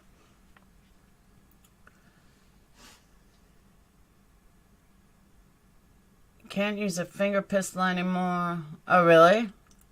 I don't know. Like I said, I survived 51 years without ever owning a gun. I think I'll be all right.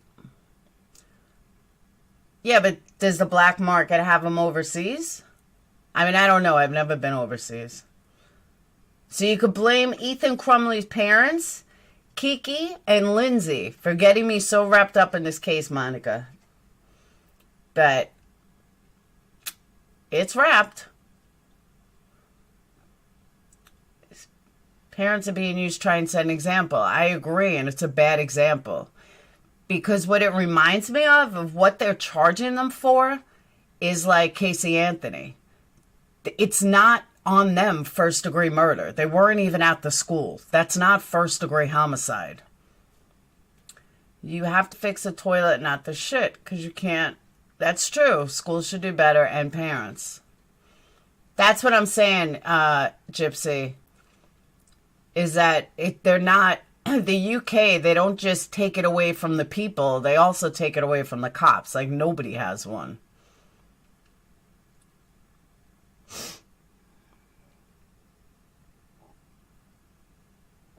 Damn, they got him shackled and everything. The fuck do they think he's gonna do? They're treating him like he was the murderer. He didn't murder anybody.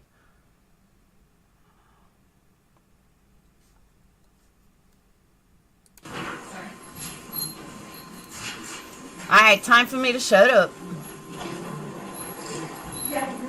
Kiki and Lindsay Company. I kind of like that.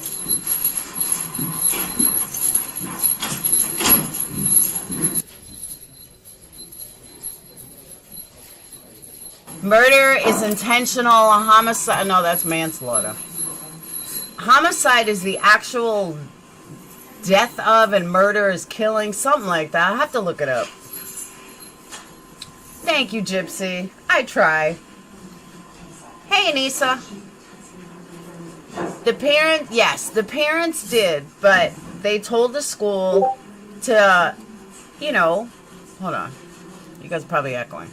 They told the school, you know, can he please stay here? I would do the same thing. They never told him the severity. That's not me frozen, by the way. That's them. Is Candy back?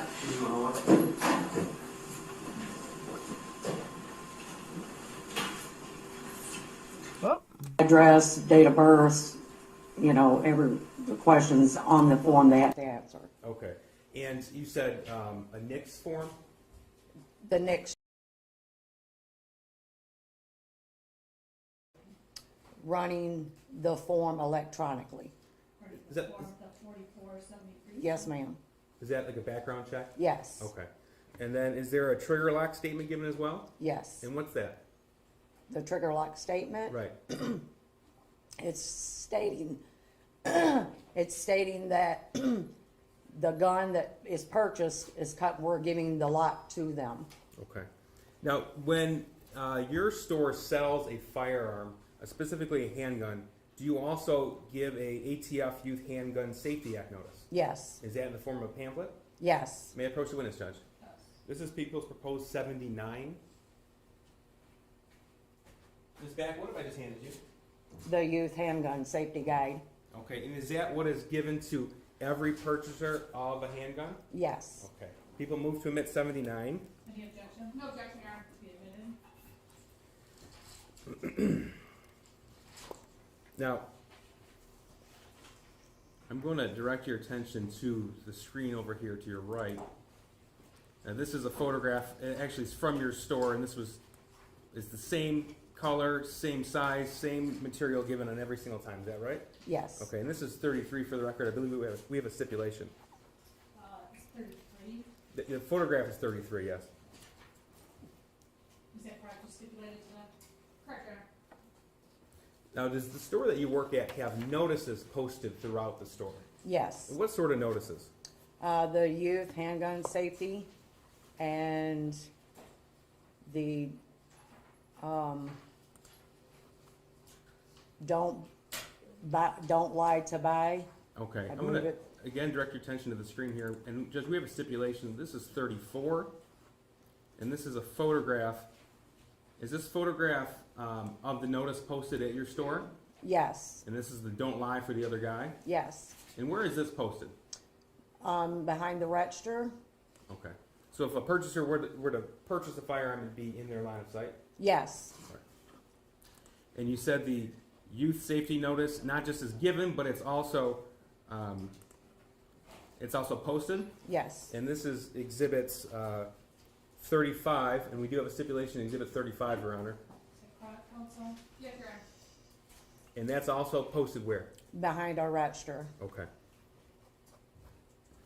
When a firearm is purchased, do you keep a sales receipt? Yes, This is exhibit 36, and I believe we also have a stipulation of 36. Counsel. Correct, Your Honor.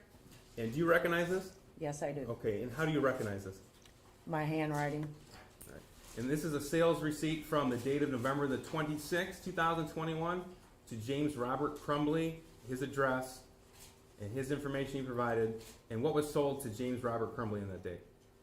A pistol, 6-hour pistol. Okay. And that SP2022, what's that? That is the model of, The model number? yes, Okay. And this is a 9mm handgun, am I right? yes, Okay.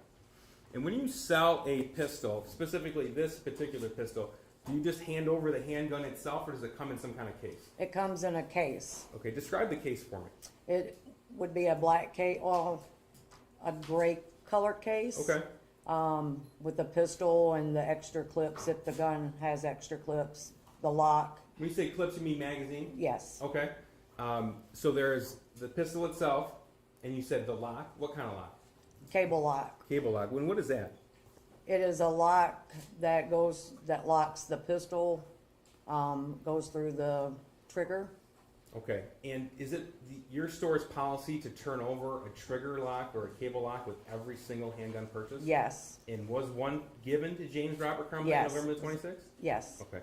And we've said his name. Do you recall making the actual transaction? I do. Do you see that person who identified himself as James Robert Crumbley to you on November the 26th of last year? Yes. Can you please point to him, describe something he's wearing today?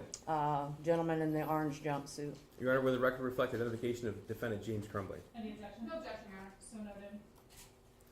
Okay. Had you seen him in the store before on November 26th?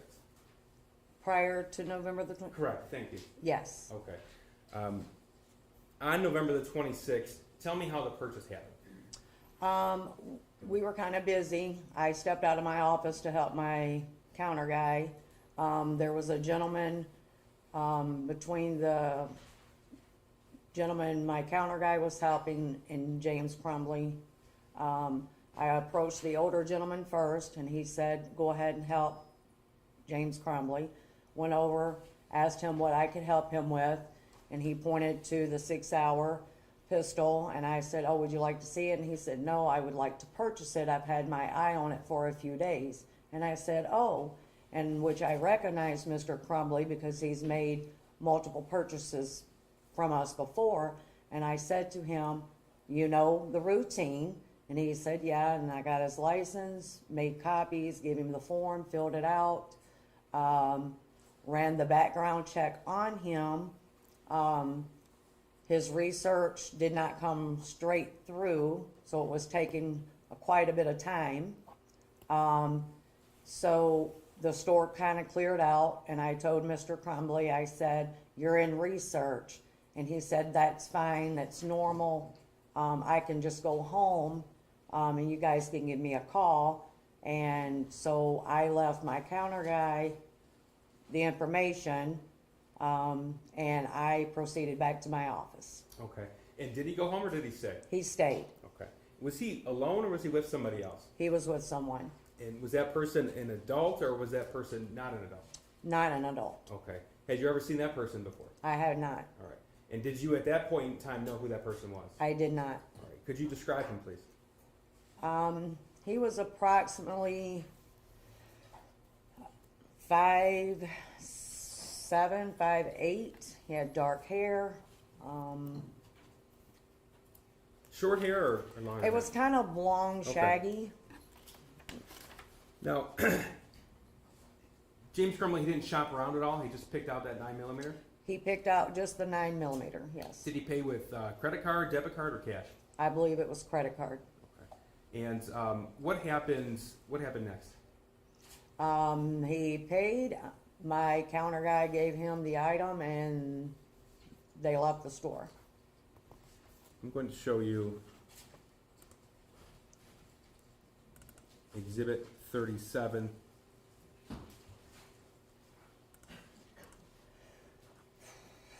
Now, you referenced the 4473. Is that also known as the firearms transaction record? Yes, Okay.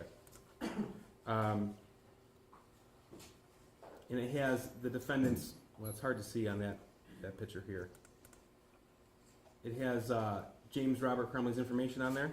And it also has notification on here. One of the boxes that he fills out is that he is acknowledging that it is illegal to buy a gun for somebody else. yes. Is that right? Yes, Okay. And he acknowledged that as well. yes, All right. And that's the effect of the notices posted throughout the store. Am I right? yes. This is Exhibit 37. We have a stipulation to that, Judge. Move to admit. Any objection? No objection, Your Honor. Be admitted. Now, you have testified that a trigger lock statement is given as well. Yes, Okay, this is Exhibit 38. We also have a stipulation to this. Is this the trigger lock statement that is provided to a purchaser of a handgun? yes. And what does this state? It just states that the gun comes with that we provided the trigger lock Okay. or the case lock for the firearm. And you have already testified that it is your store policy to provide one of those to every purchaser. Yes, Okay. And when you provide it, is it encased in anything? the lock, Yes. it's in the gun case. Okay, but is it itself in a plastic baggie? Yes, Okay. And you testified earlier about that gun case. I want to go back to that very briefly. You said it's a plastic case. Are you moving to object this? I'm sorry, yes, this is 38. 38. No objection, Your Honor. Be admitted. Now, the case that the firearm is contained in when it's sold, it's plastic? yes, Okay. And is there a clasp on it to close it? yes. Okay. Is there a locking mechanism on that? No, Okay, so there's no combination lock or a key lock. no. And that's what was sold to James Crumbley on November the 26th, 2021. Yes. Thank you. Okay, one moment, Your Honor. I've nothing further. Yes, Your Honor. Thank you. I have all counsel approach, please. Yes, Your Honor.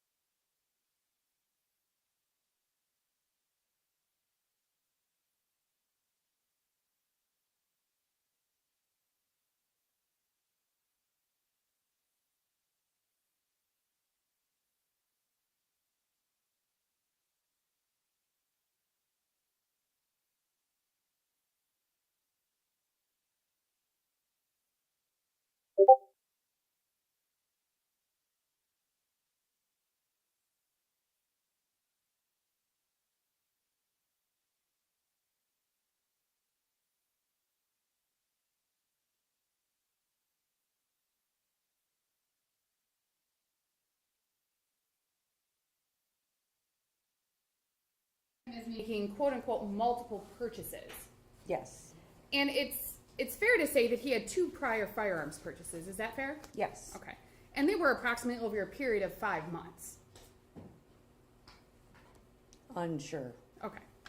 It wasn't the day before, right? No, The week before? No. Okay. So it was over some time. yes,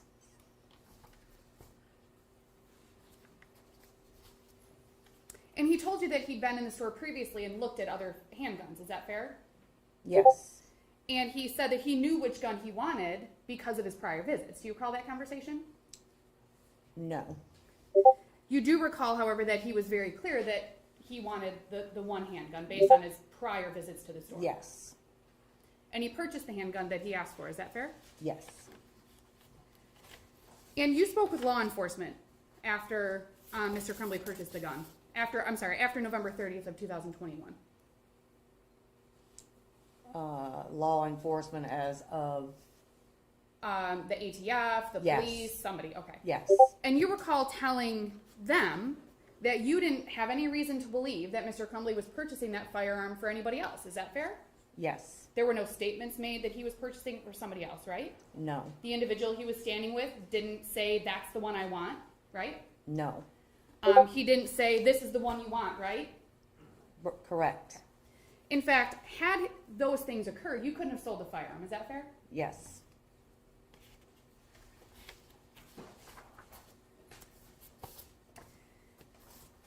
Now, the prosecutor showed you Exhibit 33 and 79. He showed you the actual pamphlet, which is Exhibit 79, and then Exhibit 33 is a printout. Actually, I'll pull it from the book. It's a copy of the Youth ATF Handgun Notice. Youth Handgun Safety Act Notice. yes, And you're familiar with this, correct? yes, And you're familiar with firearms laws? yes, You kind of have to be for what you do, right? kinda, yes,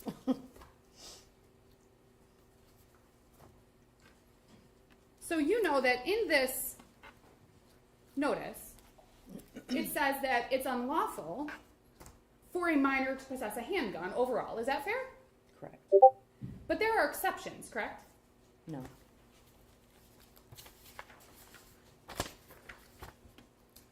May I approach, Your Honor?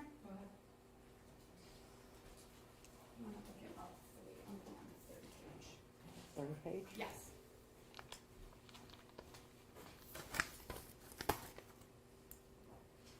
You want to look at page 3 of Exhibit 33.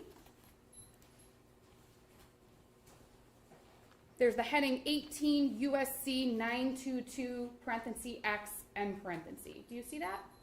It's like right in the middle. oh, yes, Okay. yes, And if you look at X1, it says it's unlawful for a person to sell, deliver, or otherwise transfer to a person who the transferor knows or has reasonable cause to believe is a juvenile. It goes through handgun, ammunition. Is that correct? yes, Okay. And then you look down at subsection 2, and it says it's unlawful for any person who is a juvenile to knowingly possess a handgun, ammunition, all those things. Is that right? yes, And then you get to subsection 3. And subsection 3 says this subsection does not apply to, and it lists a few areas that it doesn't apply. Is that right? I'm not following you on Okay, this. we'll start with A, which is right below 3. It's in that middle section. Do you see where I'm looking? I'll point on my copy. Okay, Subsection 3A says a temporary transfer of a handgun or ammunition to a juvenile or to the possession or use of a handgun or ammunition by a juvenile, and then it lists a few conditions under which that temporary transfer or possession may occur. Is that right? yes, Okay. And if you go down to, and it's kind of hard to read on the copy, I think, but the next little subsection is subsection I, so lowercase I. okay, And toward the end of that subsection I, it lists target practice or a course of instruction in the safe and lawful use of a handgun. Is that accurate? yes, So under federal law, it is not illegal for a minor to temporarily possess a handgun. Is that fair? Under certain conditions. yes, Okay.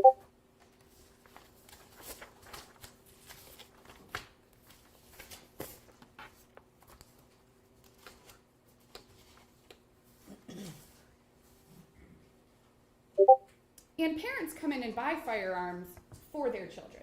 Is that fair to say? No.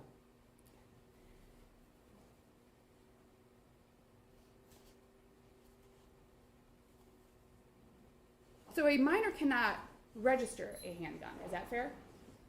Yes.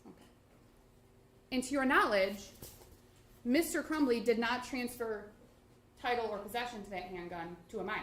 Is that fair? It's speculation, Judge. She can only testify to the actual transaction on November the 26th. I asked her knowledge. She can testify as to what her knowledge is. Go ahead. I'm sorry. To your knowledge, Mr. Crumbley did not transfer possession or registration of that handgun to a minor. Is that fair? As far as you're aware. No.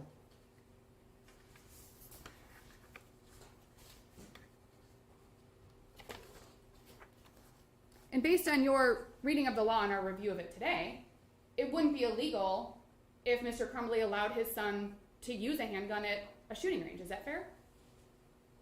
In his company. Correct. Yes.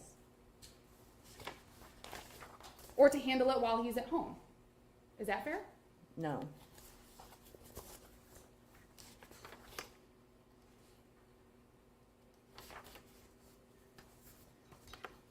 I'm assuming you're also familiar with Michigan laws as they relate to handguns, Not all, no. just mostly federal. Some. It was going to be specifically that Michigan laws are similar to federal laws as they relate to temporary possession for under certain conditions. But you're saying you don't know about that? No, that's not what I'm saying. So when the prosecutor shows you Exhibit 34, Exhibit 33, and Exhibit 35, about not buying a gun for anybody else, not transferring possession to anybody else, not giving handguns to minors, so long as a minor has a handgun or uses a handgun within the conditions prescribed by federal law, it's not illegal, is it?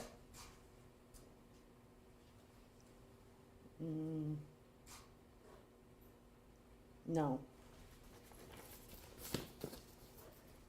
And again, to your knowledge, you're not aware of any time that James Crumbley allowed his son or a minor to use his handgun without his supervision. Correct. To your knowledge, correct? Right.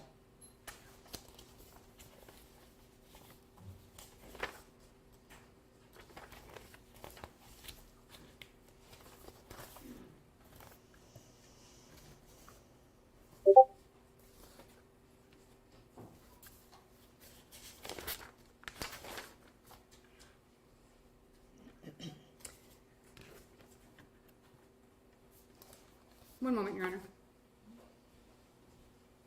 Well, this is why they pay top money for these attorneys. These women are good.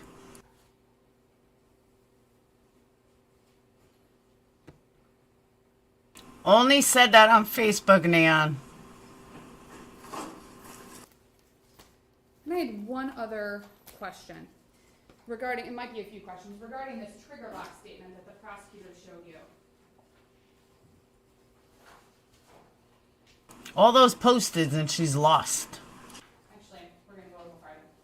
Exhibit 36, I will clean this up for you guys. Exhibit 36 is the receipt for purchase, correct? Yes. That James Crumbley was purchasing the firearm. Yes. And then this is the pistol purchase record, correct? Yes. And this is typically what an individual would take to register their firearm. Is that fair? Yes. And it has to be done within so many days, right? Correct. And to your knowledge, that was done. Is that fair? Yes.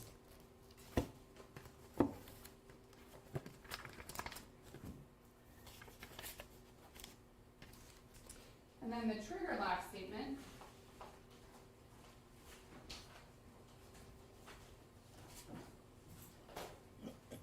This is simply a statement that indicates that the trigger lock was provided with the handgun. Is that fair? Correct. Okay, and you indicated that it was like a cable lock. Yes. Okay. So, to your knowledge, Mr. Crumbley used the cable lock. Is that fair? Judge, on the form of the question, she cannot possibly testify to that. She can only testify that she gave the trigger lock. That's fair, Your Honor. I'll change my question. You're not aware that Mr. Crumbley didn't use the cable lock. Is that fair? I'm not aware. I just finished by saying exactly. Sustain. I have no further questions, Your Honor. Thank you. Any questions about you have to Jennifer Crumbley? No, Your Honor, thank you. Any redirect? Just very briefly.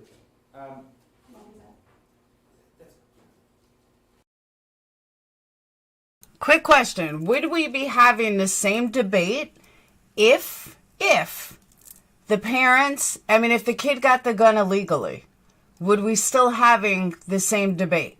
Or is this really about the gun issue? Think about it.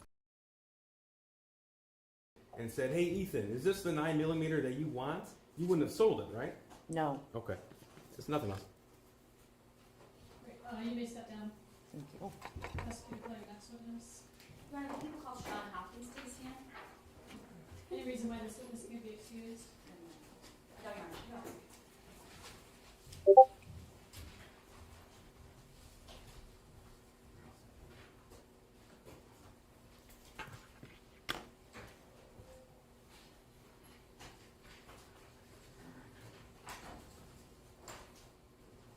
I think at this point it is a gun law issue. I really do.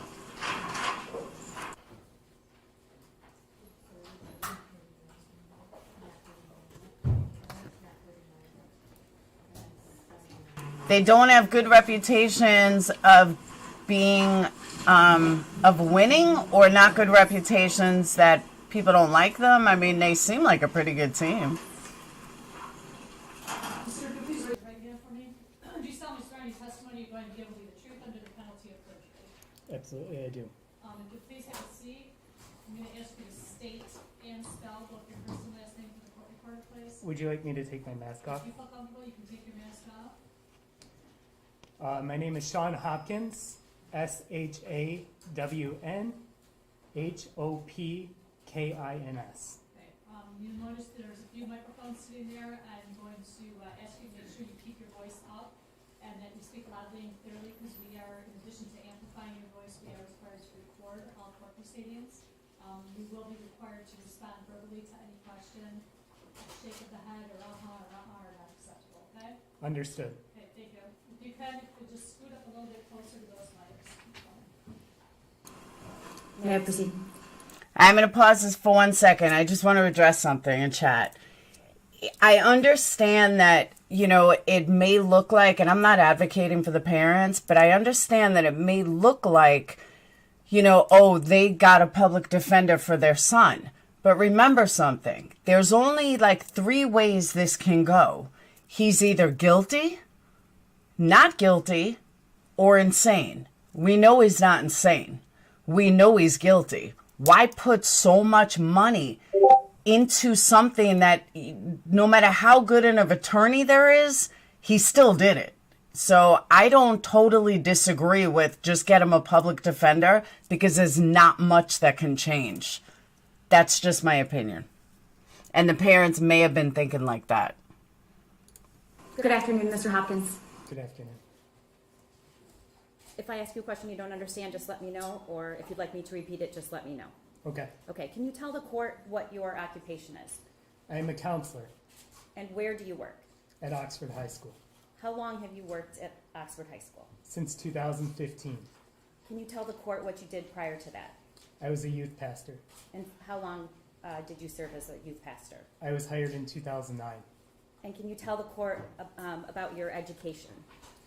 I have a master's in counseling through Oakland University. I graduated in 2015.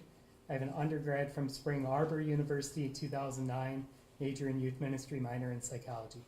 And he didn't recognize Ethan needed Started help. at, Oxford High School, and your current role right now is counselor. Correct.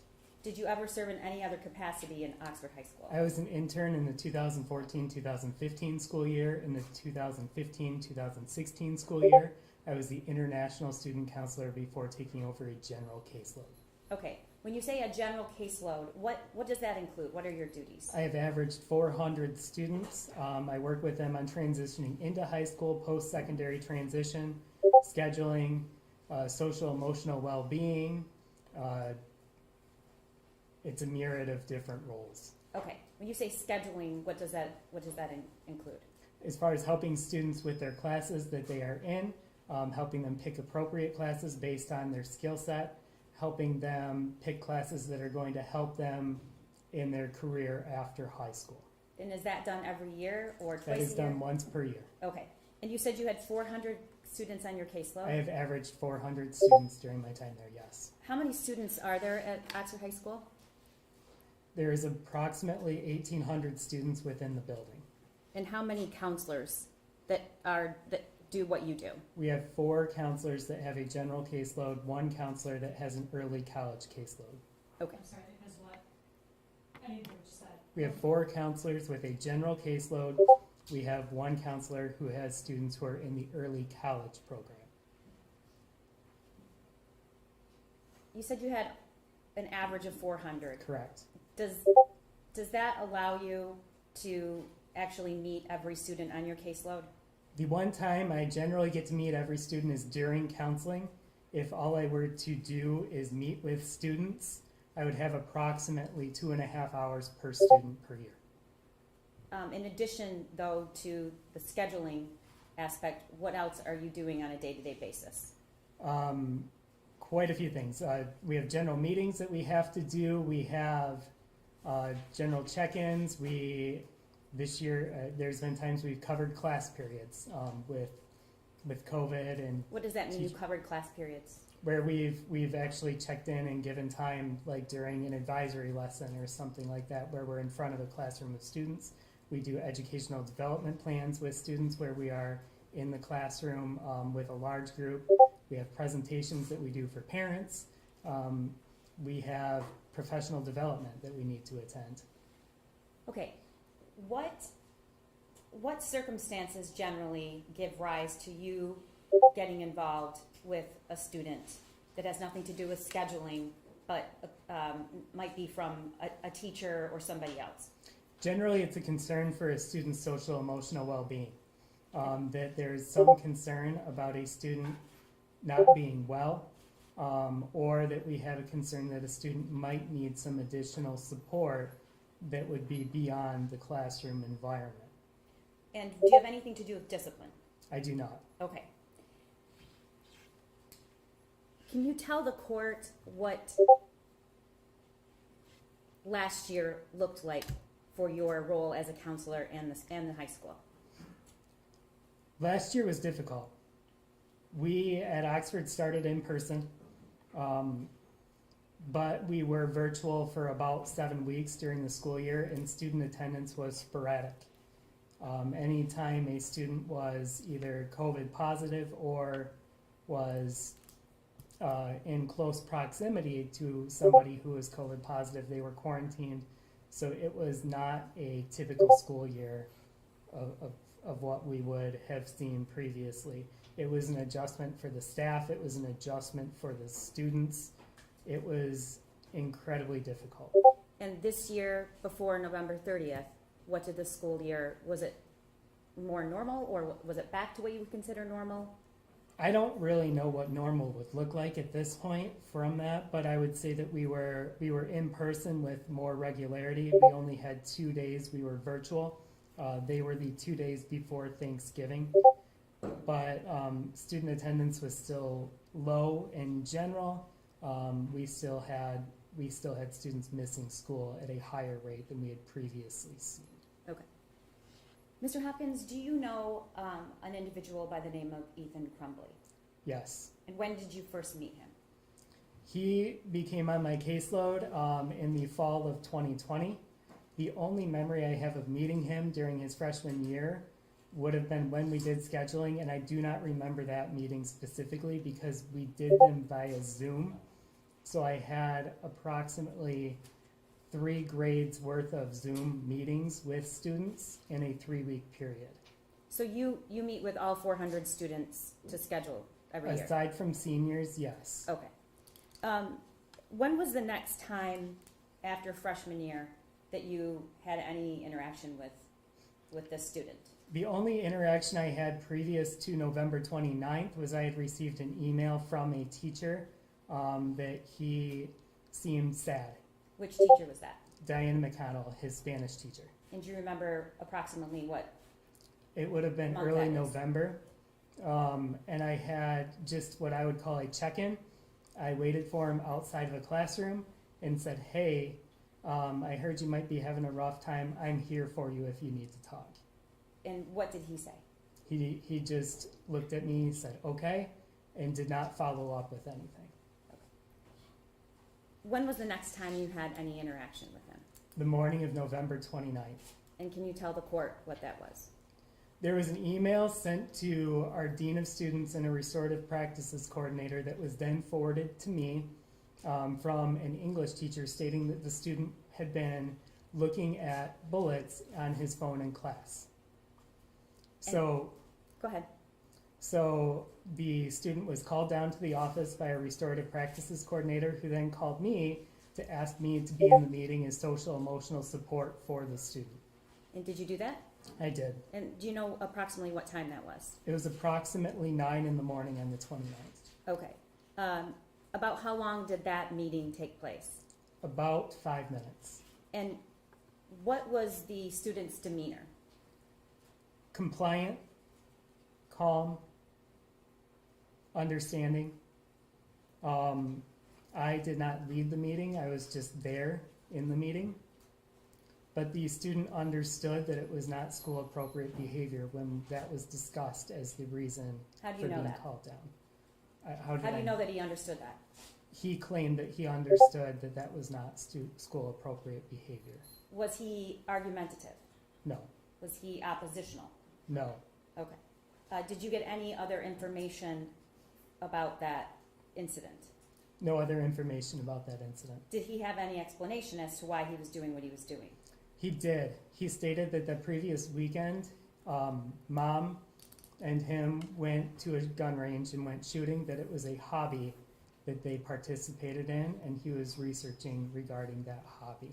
Okay. Before you attended that meeting, did you have any knowledge about his prior history with attendance, grades, behavior? His attendance was good. He had missed 1 day of school during sophomore year. He was on track for graduation, had no behavior incidents reported at school. Does the school document behavioral incidents? They do, How do they do that? through log entries in our student information system. Okay, and who has access to that information system? Administration, counselors, dean, anybody with administrative access through our information system. Okay. And as a result of that meeting, what, if anything, occurred? Our restorative practices coordinator called home to leave a voicemail. Were you there when she left the voicemail? I was. Okay. And that voicemail's already been entered into evidence. I believe it's Exhibit 9. And at some point, was he allowed to go back to the class? He was. All right. And did that meeting end in a negative way or a positive way? It was not a negative way. I would say it was more positive, as in the student was understanding of the appropriateness of school behavior based on their response. And there was no necessary follow through after the meeting. At that time, did you have any knowledge of, was there individual education plan for this student? I had no knowledge of one. Okay, and did you have any knowledge of any issues that were going on at home? No, Did you have any reports of him being bullied? no.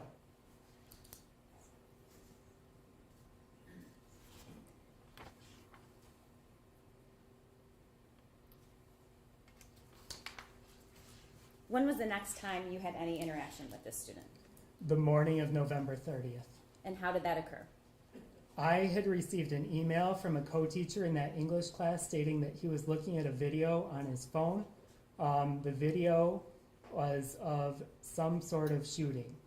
It was said in the email that it was not an actual event. When I met with the student, it was described as a video game. Okay, we'll I get there never- in a moment. About what time was that email? That email was sent to me at 8:30. I saw it at 8:50. Okay, and anything else occur after that? Yes. Around the same time, the student had switched classes and was in his math class. That was when there was drawings done on his math assignment. When was the first time that you were alerted to this math assignment? Our dean of students came to my office around 9 a.m. To let me know that he had received a picture. Actually, had been shown a picture of a math assignment. And did you see it at that time? I had not seen the assignment at that time. Okay, what if anything did you do next?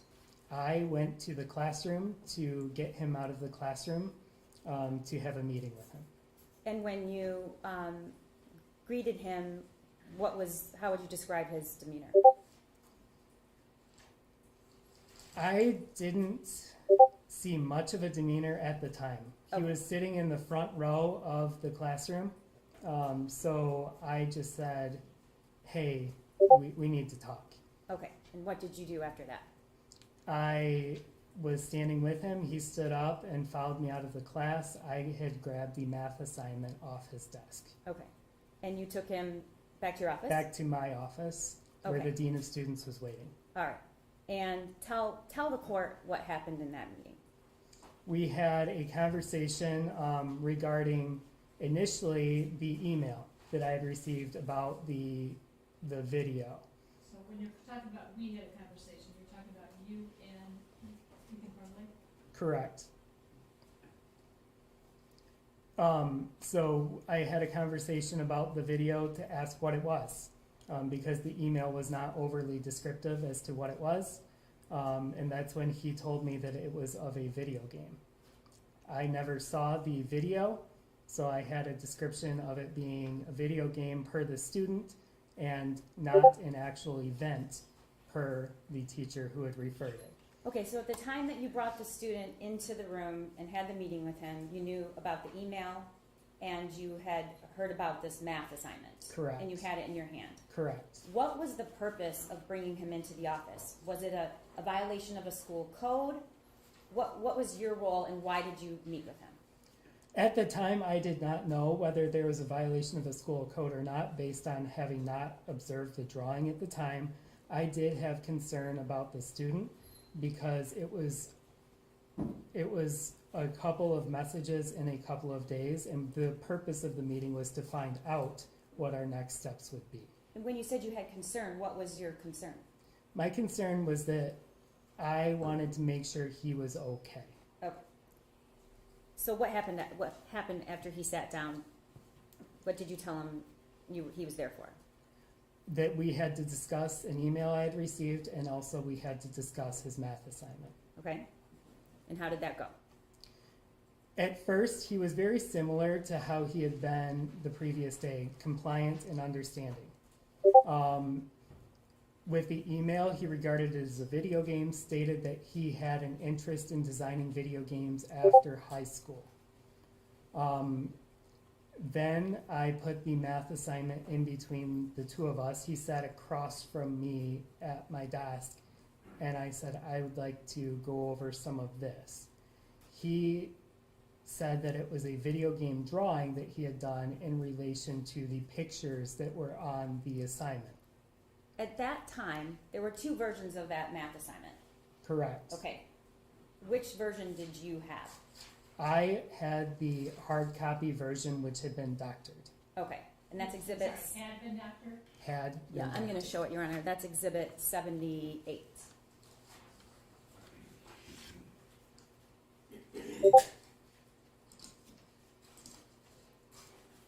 Mr. Hopkins, is this what you saw at that time of the meeting? Yes, Okay. And you asked him about this exhibit 78? I did. And what was his answer? His answer was initially that it was a drawing of a video game he wanted to design. I then asked him to explain some of the words that had been written on the drawing. Like what? One that I could read was, "My life is useless." And so I wanted to ask, what does this mean? This does not sound like a video game. Okay. And what did he say? his demeanor then changed. He became sad. And when you say he became sad, what did that look like? Why do you think he was sad? He started pausing more in his speech. He then described some things that had happened recently in his life. What were those things? He talked about how a family dog had died. He talked about that he had lost a grandparent, that COVID had been incredibly difficult for him, that being out of school the previous year had been difficult for those virtual days. He talked about a friend who had left, that wasn't able to attend school anymore, had moved. And he talked about an argument about grades a previous night with parents, With what? with his parents. Okay. What did you do next? At that point, I determined that there was enough suicidal ideation based on his sadness and based on some of the words he had written on there that I called mom. When did you see the other version of this worksheet, the original, which is Exhibit 7? Can you put that up on the screen? The original was forwarded to me in an email, and I saw it approximately 20 minutes later, Okay, was it Later. after seeing the original. before you called parents or after? I don't remember. Okay. Let's talk. You said you were concerned about suicide ideation. I was. Okay. Can you tell the court what you consider and what you've learned in your field is suicide ideation? Suicidal ideation are thoughts, patterns, behaviors, feelings associated with suicide. Sadness, depression, negative self-talk, all of those themes that we see associated with suicide. Is that the same thing as active? It is not. Actively suicidal. What It is is the not. difference? Actively suicidal would contain a plan, a method, a date, action statements, something that he could take action on. And how do you determine if it's ideation versus being actively suicidal? Some of it is taking the information that you have in front of you. I also asked Ethan if he was a threat to himself or others. So is this part of, you did a risk assessment? Correct. Okay, what is a risk assessment? A risk assessment is looking to gain information on how the person in front of you is and what level of either suicide risk or self-harm risk they may display. I know this social emotional duty is part of your job, but how often are you encountering a student that is either has suicidal ideation or actively suicidal? As it has become much more frequent, especially in the past year. This year on my caseload, I've had 3 students make attempts. You've had what? I've had 3 students make attempts. Okay. And did that occur, did you speak with, Emily, similar assessments with those students, or you found out after? It's been different for each one. One, I did have a very similar assessment. Okay. Sir, can you do me a favor, move a little bit closer, your voice is kind of trailing at the end, so I'm missing. It does trail at the end. All right. So what you're telling me is with all this guy's education, every degree that he has, he's not in jail. Why? 3 kids try to commit suicide. How come their parents aren't held responsible? I'm sorry, but I think this is crazy. How many of these check-ins, like the one you did with this student, are you doing? Is this a frequent thing? Is this abnormal? Is it unusual? It's becoming more common lately. I would state that it happens minimal, once or twice per month, in just a normal school year. All right, and every one of those meetings, do you end up calling parents? I do. And what triggers a call to a parent? When the student is a minor, Yes. When I have concerns about, that's my statement, when the student is a minor. When I have concerns that there needs to be follow-up mental health support for a student. When I have concerns that the student may potentially become suicidal. Okay. So at some point you said you did call a parent. And I did. Who did you call? I called mom. Why did you call mom? I always give students the choice of who they would like me to call. The student stated that mom would be easier to get a hold of. What was his reaction or demeanor about you calling a parent? He was very muted at that point. Almost, I would describe it as like resigned to the fact that I was going to call home. Did he object? No, Did he ask you not to? no. Okay. Did you get a hold of mom? I left a voicemail with mom. And did she call you back? She did eventually. In between the call back, I also called dad. I don't know whether the phone was answered or not. It was empty air when I Okay. called. You did eventually speak to mom. I did.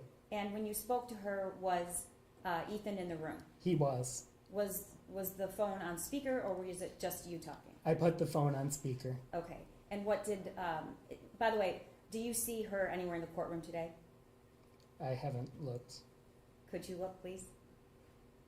Do you see?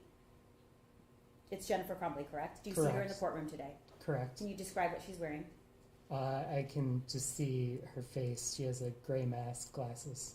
All right, Your Honor. You might have to step aside a little bit. Can you describe an article of clothing that she's wearing? Can I stand? Sure. Gray stripes with white stripes on the shirt. May the record reflect he's properly identified. Okay, thank you. What did Jennifer Crumbley say on speakerphone? She wanted to talk to Ethan and ask what was going on. He gave a response of, I don't know, was kind of his response. What did you tell mom? I stated that I was concerned about Ethan based on some of the time I'd had speaking with him and based on the assignment and information I had. I then sent a photo of exhibit, is it 78? The second version? The second, Yes. the second version to mom. Okay. And did mom eventually have exhibit 7? Yes, that was forwarded in an email. Okay. And what? I just want to say this real fast. I can tell you right now where this council went wrong. Now, people say, oh, you only have a psychology degree from an online school, which I don't use. But even I know he should have never spoken to the mom in front of Ethan. That was his problem. So all this guy's fancy degrees and good education, even I know that he should have never spoken right in front of Ethan. He should have asked Ethan to leave the room and say, Mom, something serious is going on, and really talk to her. So he's wrong, 100% wrong. So all of his fancy degrees couldn't help him in a real life crisis. Just had to put that out there. What did you ask mom to do, if anything? I asked her to please come to the school. And what did she say? She stated that she was at work and that she would try and get in touch with the dad. Okay. And then what was your response? I stated that I had tried calling dad and was unable to get a hold of him. And what happened next? We ended the phone call with her attempting to get a hold of dad. And eventually, did you have another conversation with I Jennifer did. Crumbley? I did. She called one more time to state that she was also unable to get a hold of dad, that she would be there, but it would be approximately a half hour. Okay. So, was it your impression that she wanted dad to come because she couldn't come, or that she wanted both of them to come? What did she say? My impression was that she was hoping that dad would be able to come because she wouldn't be able to come. Okay. But eventually, she said she was coming. Correct. Okay. And who eventually showed up at the school? Both mom and dad. How long approximately did that take? Do you know what time that they? That they arrived? Yes. It was, I believe, around 10:30. Okay. So you, in the meantime, where was Ethan? He was with me. I didn't want to leave him alone. Okay, what were you doing? We had further conversations about some plans for him after high school. Typically, when a student is waiting for parents to arrive, it's a nerve-wracking time for the student, and I don't want them to be focused on that moment if I can help it.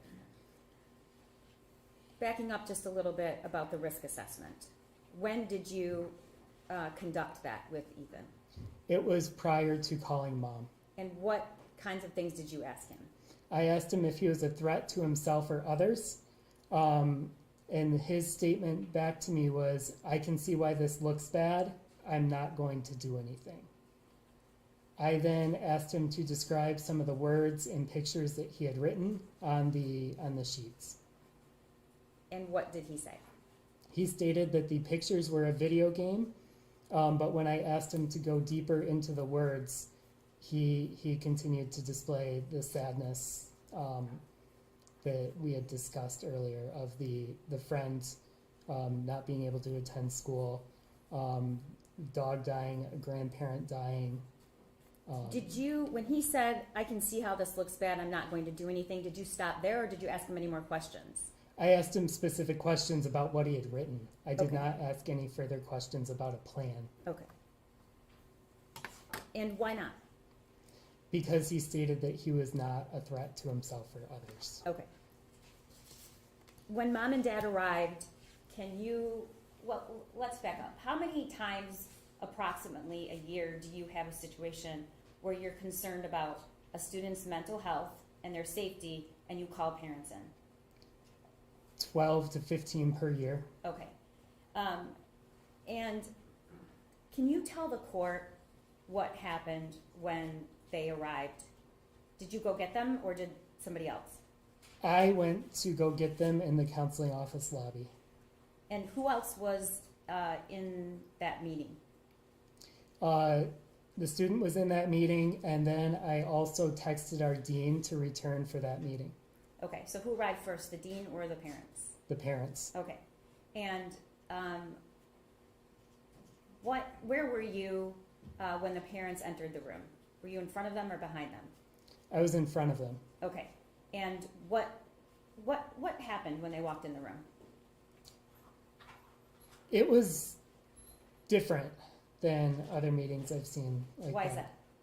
They weren't friendly or showing care to their student, To their son? to their son. Did they greet him? No, Did they touch him? no, Did they hug him? no. Where did Jennifer Crumbley sit? I have 3 seats in my office that are not mine. 2 directly across from me and 1 that's more off to the side. So you're at a desk? I'm at a desk.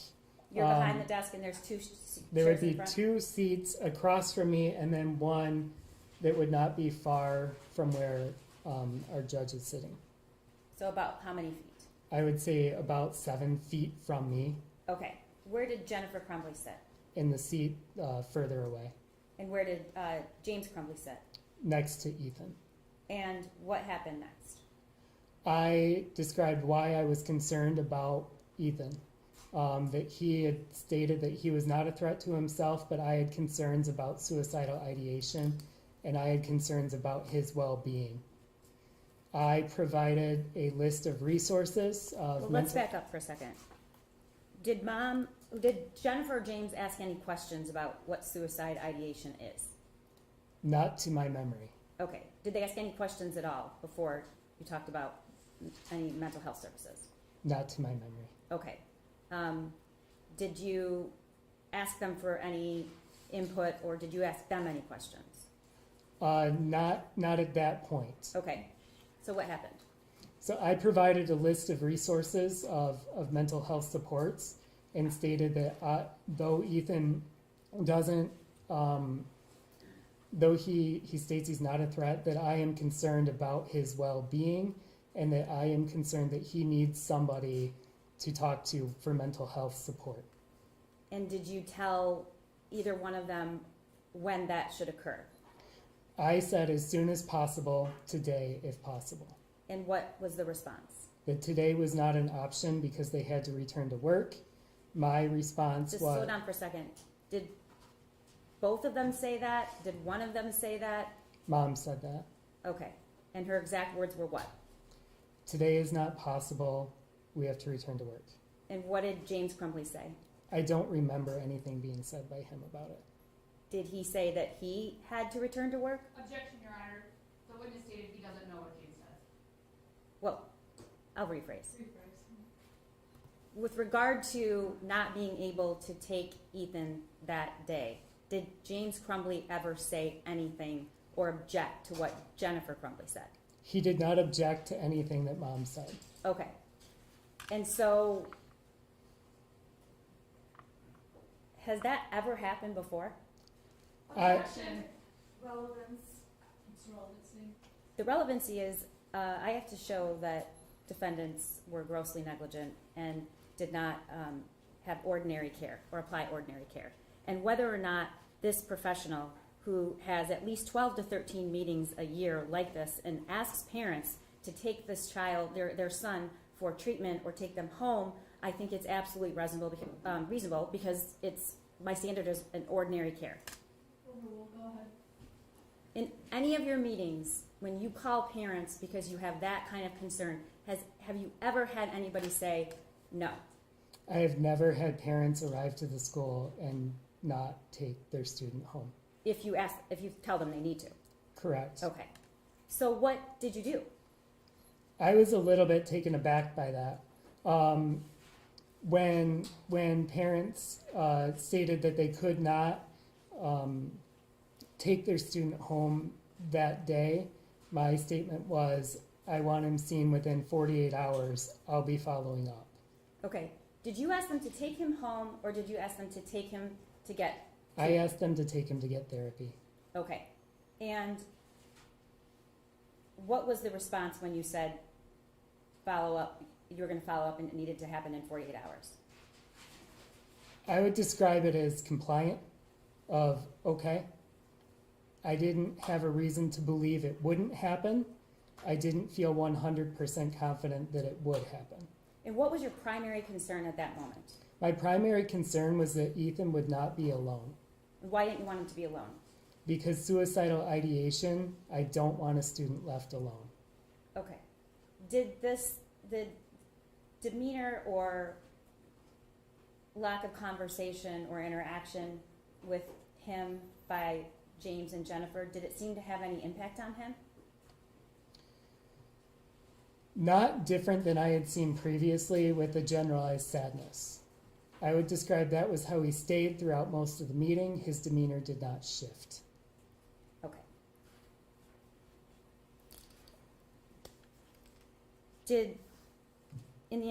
How long did the meeting last?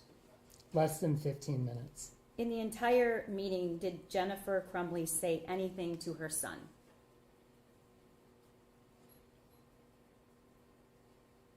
I don't remember her saying anything to her son. Did James Crumbley say anything to his son? Yes. What did he say? He was looking at the math assignment with his son and going over that you have people you can talk to. You have your counselor you can talk to. We talk. You have your journal. Okay. I'm sorry, we thought last. I didn't hear the last part. You have your journal. You have your journal. All right. Had you heard anything about a journal before that? I had not. Had you seen a journal? I had not. Okay.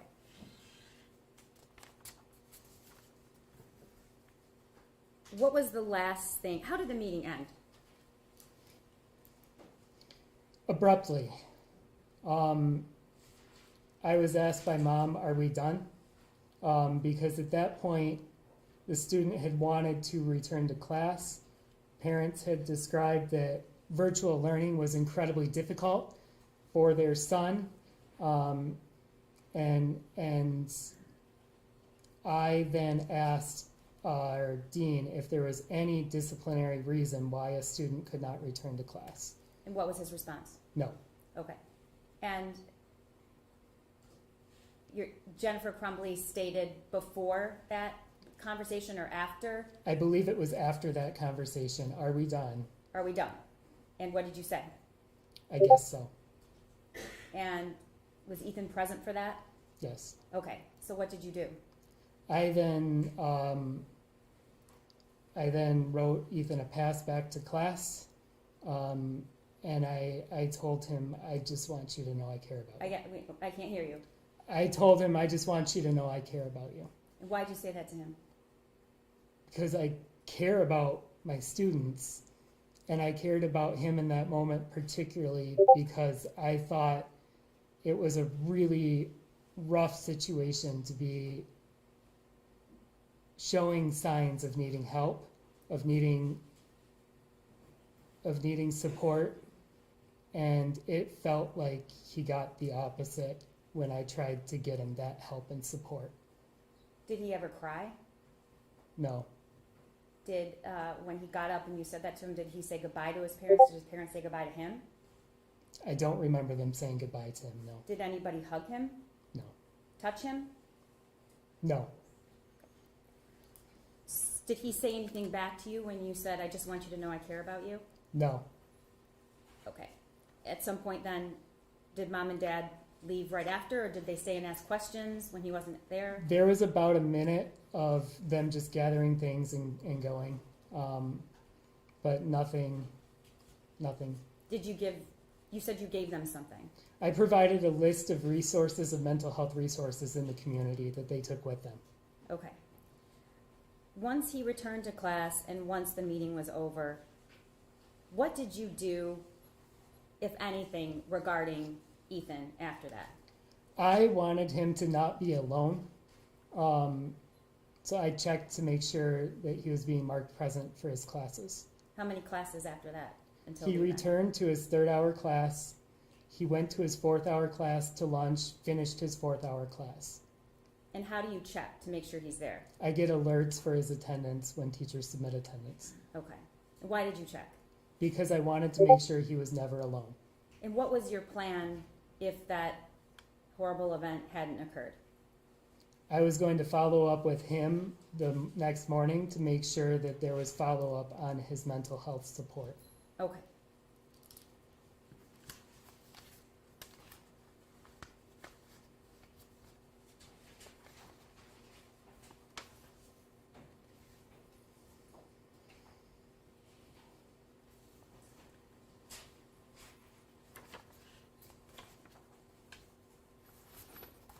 One moment, Your Honor.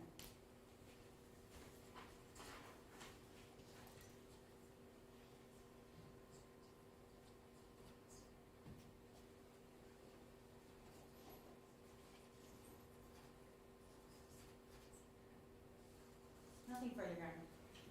Any questions on behalf of Jennifer Crumbley? Yes, Your Honor, thank you.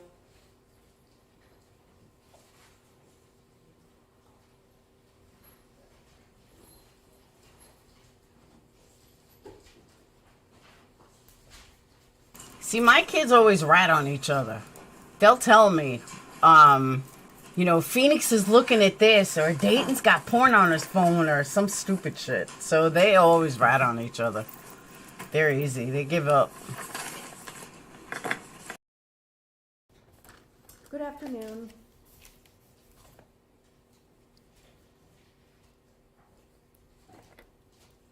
Prior to coming into court today, did you meet with the prosecution regarding your testimony? Yes, Were you instructed on certain things you were not to talk about? no, Were you told to avoid any topics? no, Were you told any answers that were important for you to give? no,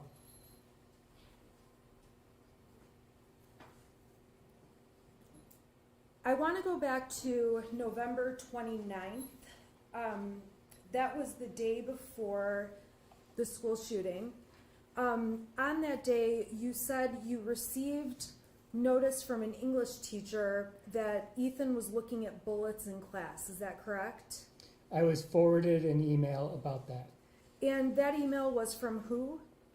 That email was from Jacqueline Kubina. So Jacqueline Kubina told you that Ethan was looking at bullets in class, correct? The email stated that, yes. And with that, you spoke with Ethan about the bullets? I was present for the meeting, yes. Okay, and that meeting included who? Pam Fine, Ethan, myself. And Jacqueline Cabina, or not Jacqueline Cabina? No. What was Pam Fine's role in the meeting? She led the meeting. Why is that? What does she do? Restorative practices. Explain to me what that means. She is our anti-bullying coordinator, and she is a district-wide restorative practices is helping students resolve conflict and to help them maintain their time in the classroom appropriately. Okay, so you ended up having a meeting with Pam Fine and Ethan regarding him looking up bullets in class. Yes, And as a result of that meeting, Ethan seemed to understand looking up bullets was not appropriate for school, correct? yes, And you and Pam discussed how a teacher brewing beer might not be appropriate to look up in class, but people can have hobbies outside of school that are not illegal, correct? correct. Were you present when Pam Fine left the voicemail for Jennifer Crumbley? Yes, And you know from listening to that voicemail being left, there was no request for Jennifer Crumbley to call back to you or Miss Fine. I have not listened to the voicemail since that day. What, as far as your recollection, can you tell us what you remember about that? The voicemail?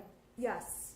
That she left a voicemail wanting to check in on what had happened with Jennifer Crumbley. As far as you understood, did the voicemail request a call back from Jennifer Crumbley or not?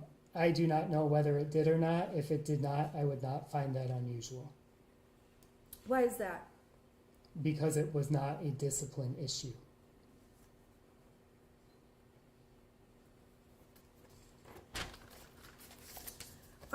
You said that prior to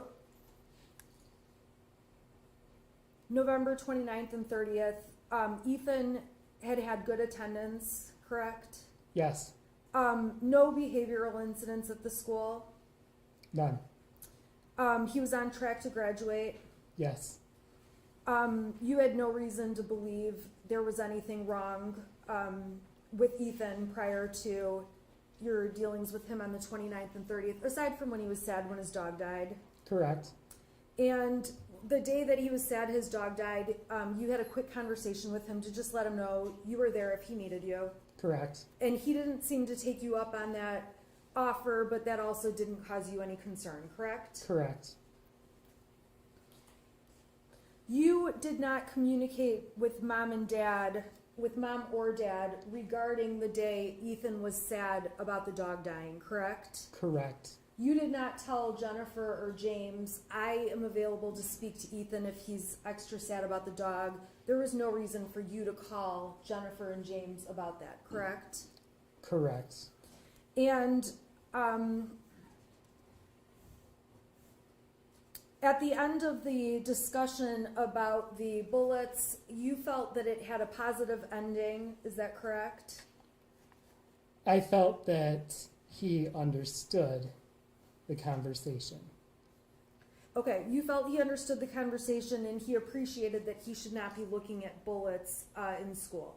He stated that he understood that, yes. So the next day, you said you got an email that you received at 8:50. It was sent at 8:30, and it was about a teacher complaining Ethan had been looking at a video on a phone of a shooting, correct? The teacher stated that the video was not an actual event, and that he was watching it on his phone, yes. You never saw the video. I never saw the video. So you only know what you've heard people tell you about it. You don't know if it was an actual event, if it was a video game. a cartoon, you have no idea, I correct? have what was reported to me, correct. Did you ask to see the video? I did not. And when you got the message, the email about the video, who did that come from? Allison Karpinski. Allison Karpinski. So Allison Karpinski is a separate teacher from the teacher the day before when there was the issue with the bullets. They co-teach the same class. But they're separate people, correct? Correct. So Ms. Karpinski made you aware of the video that you did not see. Was it at that time that you spoke to Ethan?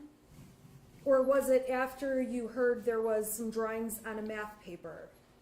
They occurred around the same time.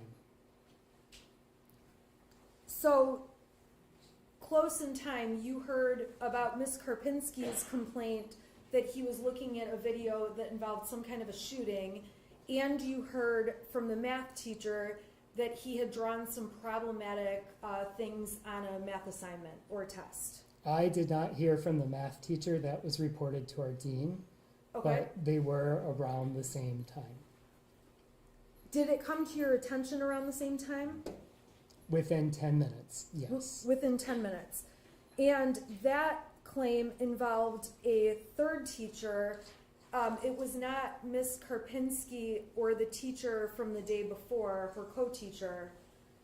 Which teacher was it that brought about the math issue? Becky Morgan. So at that point, you would agree with me that you knew what Ms. Morgan told you. I never spoke with Miss Morgan.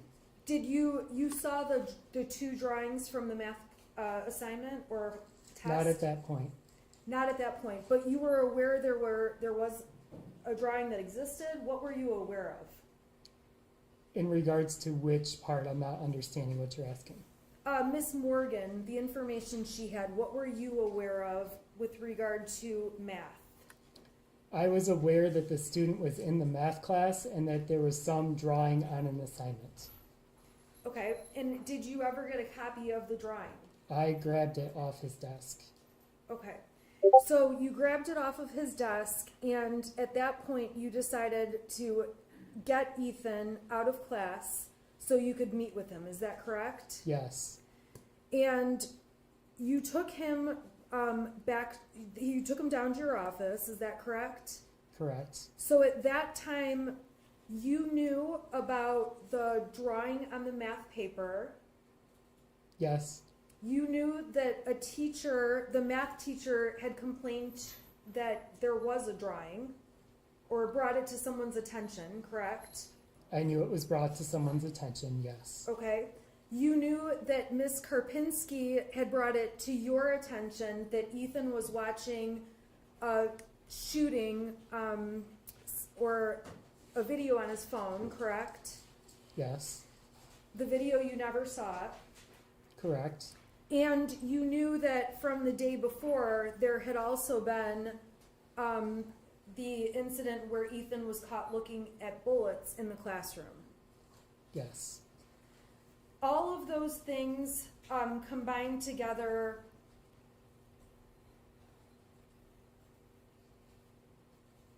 you were obviously concerned about Ethan and wanted to speak with him, correct?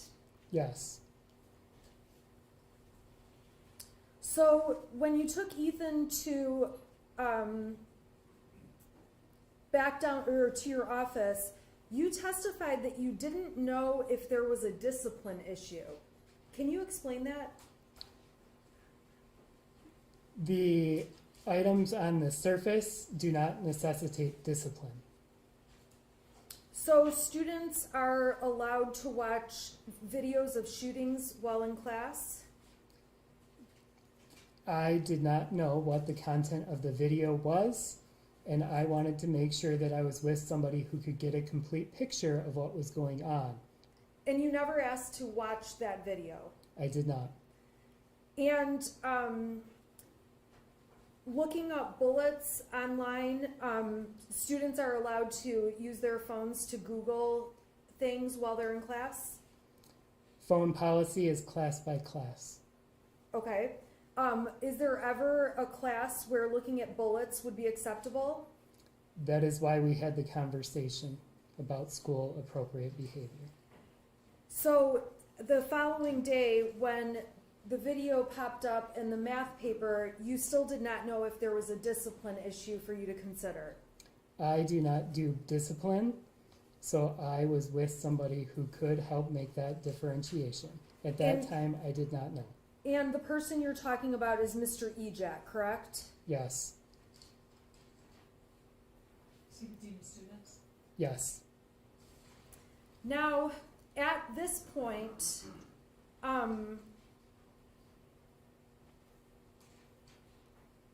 you said your main concern was to make sure Ethan was okay.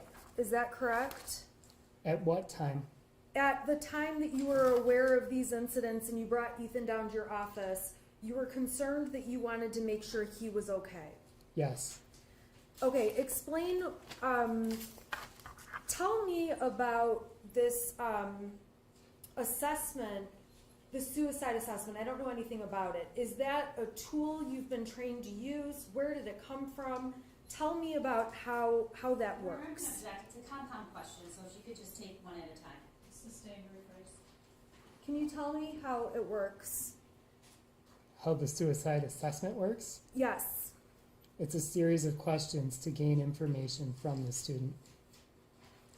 And the series of questions, is it written out on a form? No, Where does the series of questions come from? through training. What kind of training? I have a master's in counseling.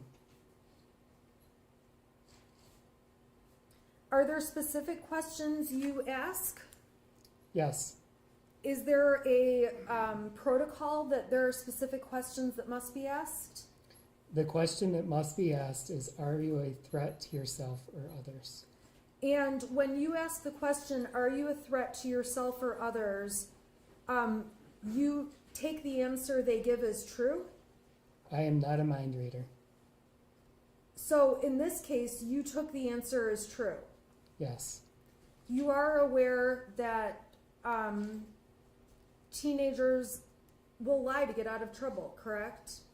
yes, You're aware that teenagers can lie at any time about anything, correct? Your Honor, I'm gonna object to the relevance. I'm not understanding where counsel's going. There's no criminal legal theory that would make this relevant.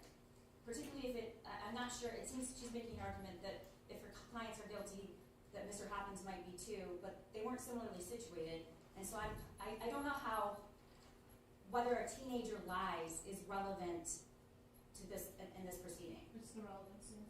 It goes to his state of mind in terms of what happens next in his steps to meet with Jennifer and James. Because he's using the answers that he's given from Ethan to make decisions about what to do next. I'm gonna allow you to answer the question for me. can you repeat the question, please? So my question was, you are aware that teenagers can lie. Yes, And when you ask them a question like, are you a threat to yourself or anyone else, you have no way to know whether the answer you're getting is actually true, correct? that is true, correct.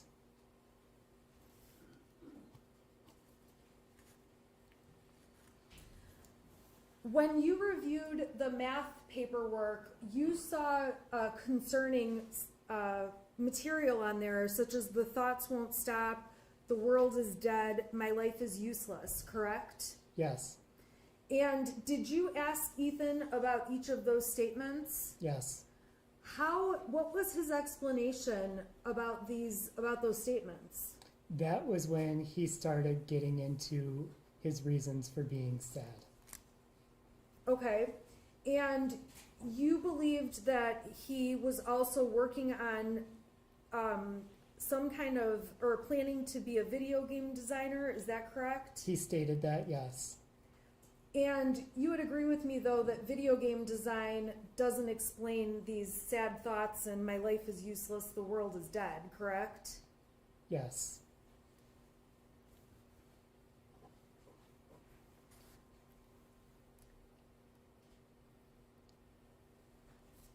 You ended up calling over to mom first to ask that mom or dad come up and meet you at the school, correct? Yes. And mom, you understand mom works about an hour away from the school. Okay.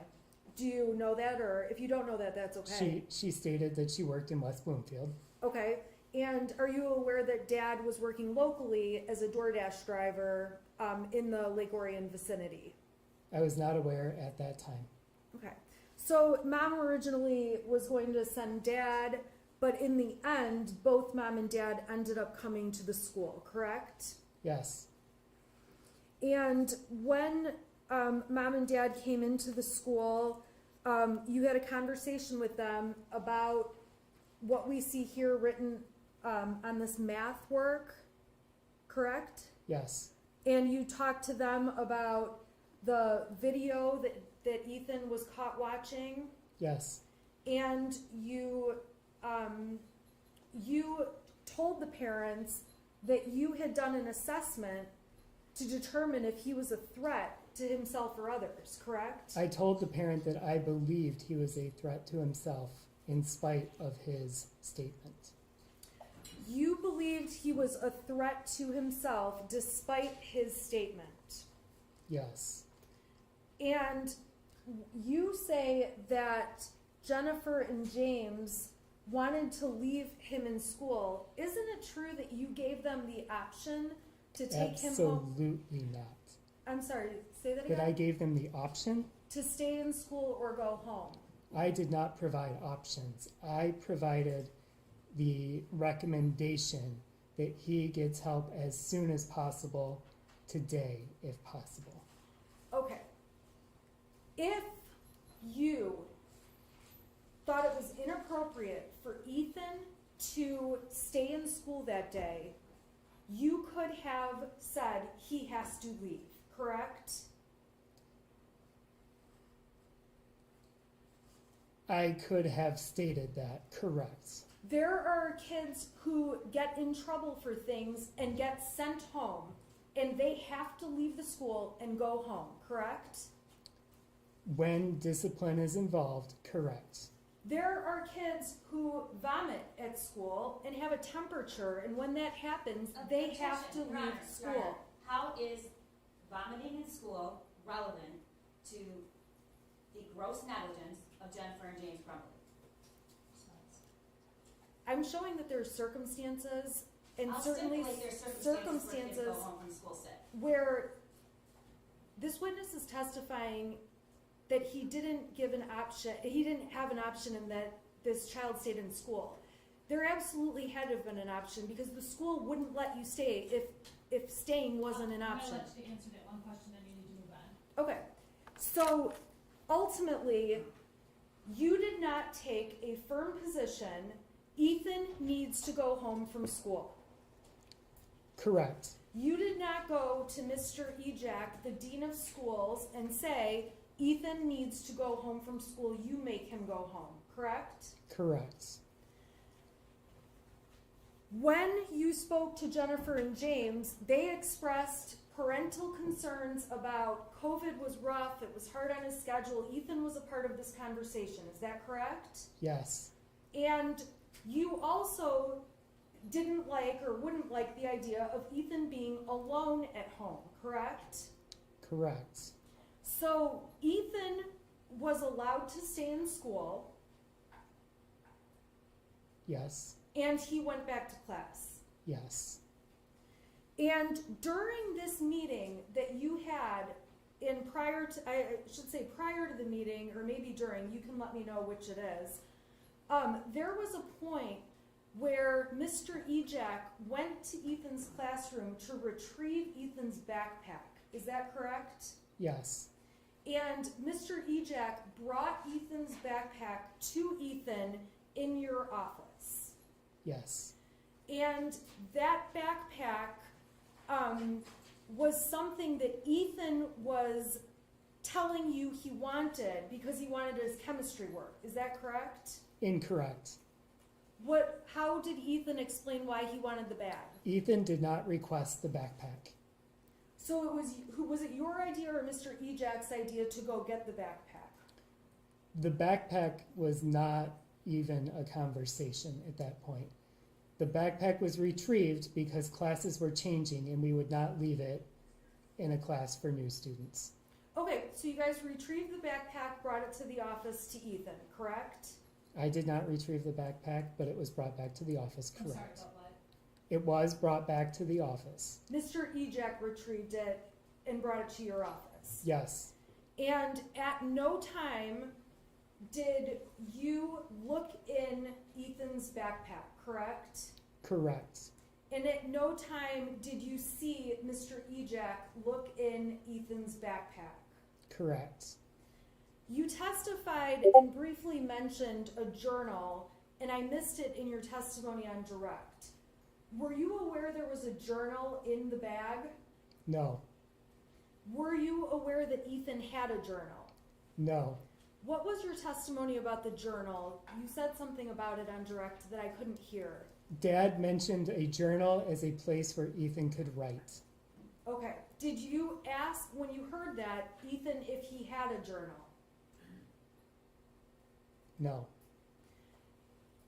If Ethan uses a journal when he's upset or a place he can write, you would agree with me that looking at the journal would give you more information about whether Ethan was stable and able to stay in school or not. yes, And you did not ask if you could see Ethan's journal, correct? correct, And you're aware now that the firearm, that the gun was found in Ethan's bag at the time you were meeting with him. Are you aware of that? I am not aware of where the gun was. If the gun was in his bag and you had opened his bag, you would have seen a gun, correct? I don't know.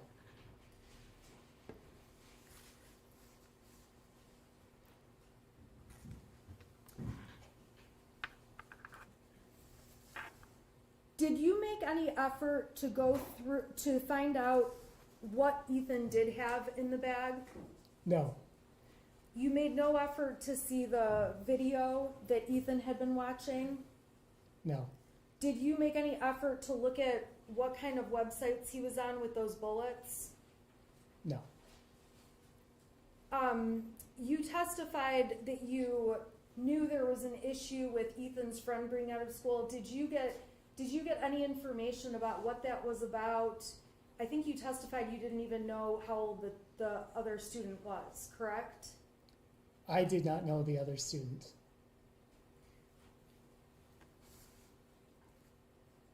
In terms of collecting information, we can agree there's a lot of information you did not ask about or collect. In regards to Ethan, Yes. there is information I did not know, correct.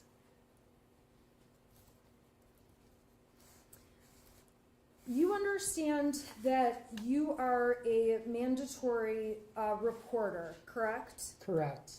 What does that mean? It means that I am alerting people who are in charge of the student of what needs to happen, and that in the event of abuse or neglect, I'm alerting Child Protective Services. You're aware that if you have a reasonable suspicion a child is being abused or neglected, you must report it to Child Protective Services within a certain amount of time. Correct. In this circumstance, after everything you describe about mom and dad, you did not file a 3200 form with Child Protective Services alleging that there was a suspicion mom and dad weren't getting improper medical attention. I did not. Failing to get a child proper medical attention, even psychological attention, is grounds for you to file a 3200 form with CPS, correct? Correct. And in this case, you did not see any reason to file one and did not file it. Correct. And when you talked to the parents, you told the parents you had done your assessment and Ethan was not a threat to himself two other students, correct? I stated that he was a threat to himself. And you said it would be fine for him to get into counseling. You wanted it within 48 hours, correct? I stated I wanted it as soon as possible, today if possible. When today became not an option, I said 48 hours. And again, we agree, you allowed Ethan to go back to class, and your intention was to check up on him in 48 hours to see that he had been put into therapy. My intention was to check up on him in the morning to make sure that process was taking place. Council, how much more you got? I've got quite a bit more because I have to go through his interview We're gonna still. break for lunch right now. We're gonna come back at 1:15. 1:15, Judge. 1:15, Thank we'll you. resume possibility. Is it okay if we leave things in the courtroom? And you won't be able to get back in this building. Okay, thank you.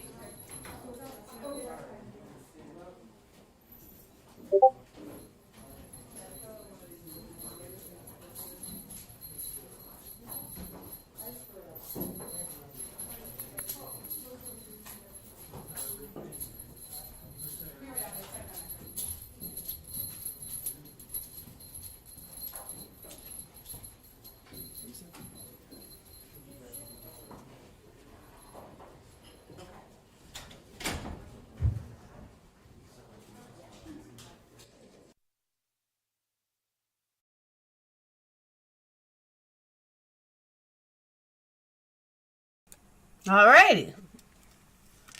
Did they say how long they were going to be done for? I know that I'd walked away for a minute, but I know they said, can we leave our stuff in here? So we know they'll be back.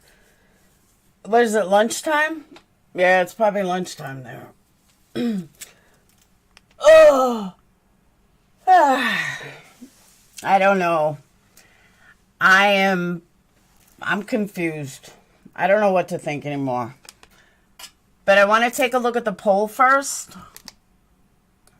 So the poll results were, do you trust your kids enough that you do not hawk their social media? 29% said yes, I totally trust my kids. 28% said hell no, I check their phones. 21% said I know the passwords to their phone, and 22% said I don't have kids. That was 140 votes. So the majority of people that took this poll could be in the exact same position as he was. What I will say though, for the 28% that said I totally trust your kids, make sure you know their passwords. The reason I say this, I was working a missing kid case and I was working with the father, and Apple will not let you in the phone. They don't care who you are. They don't care if you're the parent of a missing child. Apple rules, they will not. I don't know if Google will, but Apple will not give you access to a phone, even if it's your phone and your kid is missing, will not give access.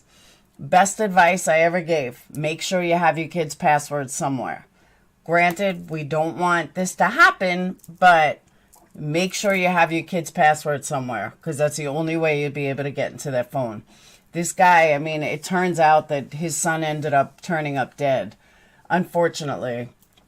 But yeah, he needed to get in his kid's phone, and they wouldn't let him. Apple will not allow it. He said he was having a hard time with the death of his dog. First crackers on Nantucket. It's crazy. It is a crazy case. It's sad. But I still don't think the parents are responsible. But maybe there were other reasons. Maybe they lost health insurance. Maybe, I don't know. I don't know why. Yeah, I'm telling you, even as adults, know their password. Like I told my mom, make sure you give Howard your password and vice versa. Yeah, the Apple just won't help. Even if it's your phone, they will not help. They had to get the guy had to get a subpoena. By the time that came through, they found the kid dead. But it was just, it really got me thinking. And when my kids got home that day, I was like, I need your passwords. They're like, for what? I said, please just give me your passwords. Dayton and Phoenix gave it up right away. Sage was like, I said, Sage, give me your password. So I don't really check their social media because Sage does, what's it called? Snapchat, and those disappear anyway. I agree with that too, Jay. It's a very dysfunctional family. Agree with that. But I told the kids, there's nothing on your computers or your phone that I don't trust you with. Like my boys are 14 and 17. They're typical boys. I'm sometimes going to find stuff on their computer that, I don't want to see. But what do I expect from a 17-year-old and a 14-and-a-half-year-old? That's just what kids do. Boys. Because boys are crazy. My kid is 24 and I know all his passwords and he knows mine. Okay, that's what I gave the kids mine too. So many parents, both working or single homes, are not able to just leave work. Well, see, I'm glad you brought that up, Amanda, because that was something they said yesterday. The boss they had one of her bosses there or whatever, and he said, yeah, we're very, very family friendly. We're very, we're very family friendly, and, she could leave whenever she wants. I had bosses like that too, but they still, you may not have paid time off yet. Like everything sounds good on paper, but that doesn't mean they're actually going to let you leave. I have a Post-it on my will that will get my family into anything they need passwords for. There you go. So I got ways to go. My daughter is 16 and I have it. Yeah, I'm telling you, it's really important. And I literally never check my kids' devices. I trust them. I really do. But the passwords, you definitely want to get passwords just in case. Like I have all mine written down. It's in a drawer. Like if God forbid something happened to me, well, here's my passwords. Here's all my email passwords. Here's my YouTube, like everything. Like, damn, Mom, you got a lot of passwords. I know, it's crazy. I did staffing. Multiple employees were fired. One, even when a child. That's what I'm saying, Amanda. But I'm just saying they had the guy on yesterday. It's a company of like 700 people, they said. She's the social media marketer or whatever. But of course they're going to come in and be like, oh, yeah, we're very family friendly and blah, blah, blah. Well, even bosses get to a point. And that's the other thing, too. Shrinks aren't open during the day. On weekends. And they're not open at night, which I don't even understand. Like, if both parents are working, well, when am I going to have time to bring my kid to a shrink twice a week or 3 times a week? As a single mom, that's how parents think, because I had to. This one had a doctor's appointment, that one had a doctor's appointment. Juggling 3 kids, I could bring my kids to work if they were sick because they needed me. But, honestly, I couldn't take them to a doctor 3 times a week. And there was nothing I could do. There was nothing open. What was I supposed to do? It's part of the reason I decided to stay home, because I knew Phoenix needed more therapy, and I couldn't bring them 8 to 5 Monday to Friday.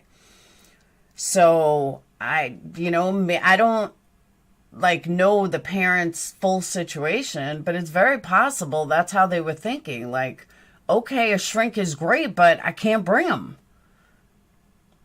So I don't know.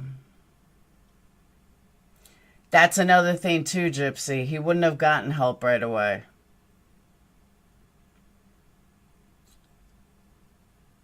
There were text messages from a boss, take as much time as they needed. They encouraged her to take time off due to the drawing. She showed her work. But the fact that she even showed her work, and granted, Christy, I understand that the boss said take as much time as you need, but they don't always mean that. They say that and then they fire you.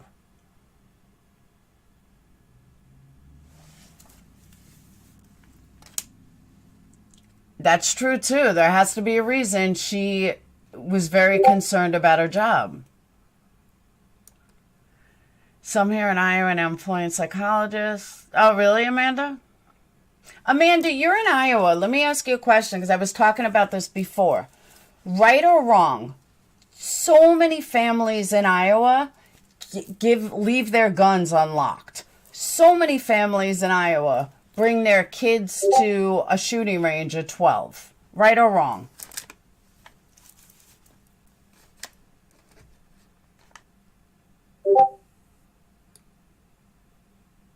That's true too. They'll do it without pay.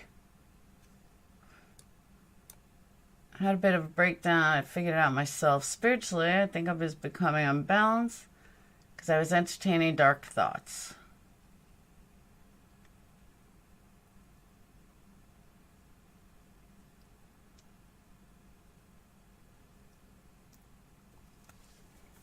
Unlocked is pretty irresponsible. But I'm just going by the law.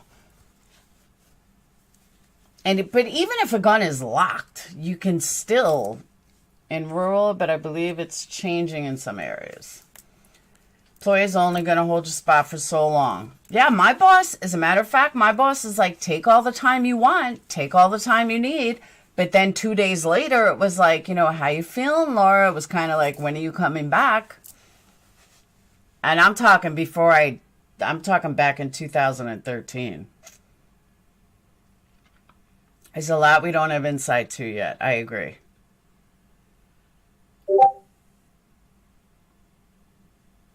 It's not black and white. That's why I don't think they should be charged for the same thing the son is. True that, Gypsy.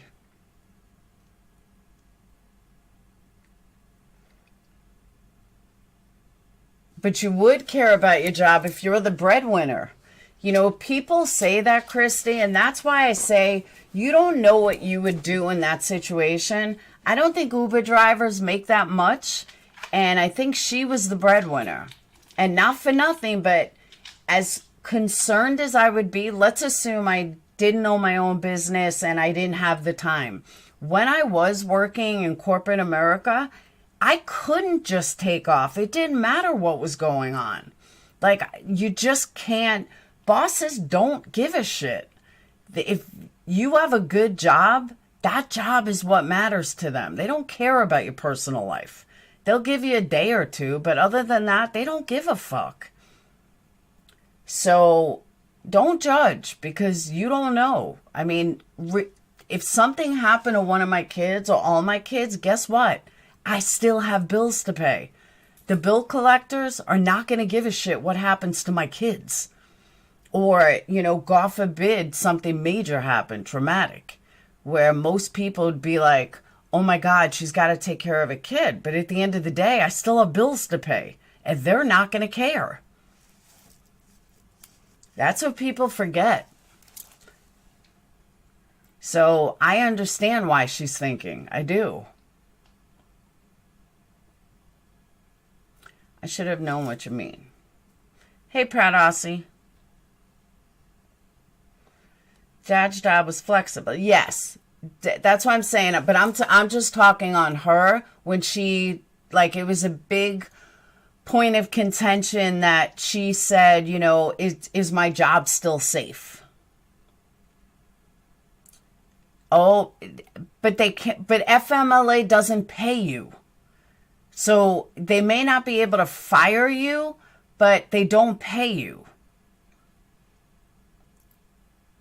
And I agree Dad should have taken off. I'm not saying no. But again, we don't know Dad. Maybe Dad is the type where he's like, oh, you're just macho. Like, if it was Brad, Dayton's dad, he wouldn't fucking take him to a shrink. He'd be like, oh, son, blah, blah, blah. Yeah, we know he's a bad dad. But he wouldn't think to run Dayton to a shrink. Never. He'd be like, oh, you'll get over it, or this will get past you, or this will do this, or this will do that. So you just never know. There's a lot of dads that are too macho for a shrink. Doesn't necessarily make them a bad dad. It's just their upbringing. And FMLA doesn't take a year. I had FMLA in Florida, in Iowa.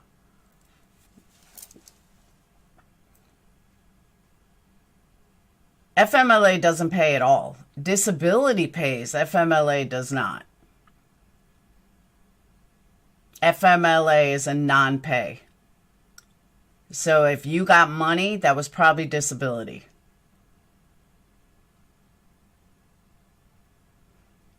No, Amanda, it's not 12 months. FMLA is for a family emergency. You can get it up to 12 months, Amanda, but it does not take 12 months to kick in. It's for family it's a family medical emergency leave or something like that, and it means emergency. So it definitely doesn't take 12 months, but you don't get paid. Oh, if you've been with the company 12 months, correct. FMLA is a non-pay. Disability pays. Long-term leave pays you through disability. But FMLA is no pay. Yeah, it doesn't necessarily have to hold your spot either. It has to hold your spot in the company. Shanley, I found a way around that. If you don't make more than $50,000 a year in a family of 4, then your student loans are 0. That is my way around it. Yeah, you don't get it unless you work for a company a year. That is true. But I have like $98,000 in student loans that I'll never pay back. I personally have no health insurance. My kids do have health insurance through their dads. All right, hold on. I got to let the dog out. Ugh.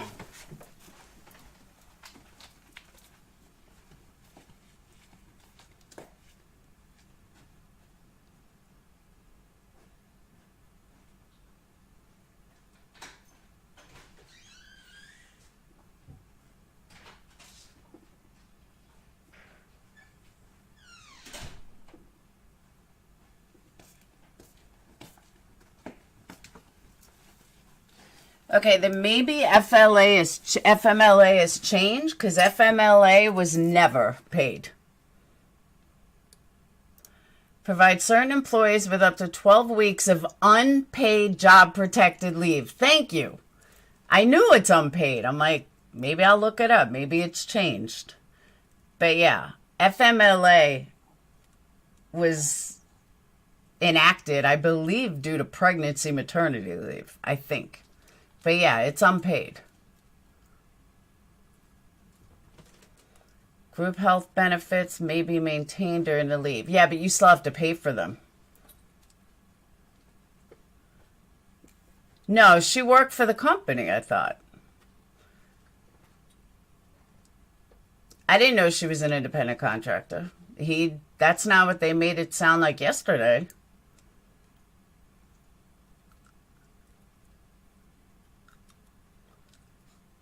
I know, right, Kiki?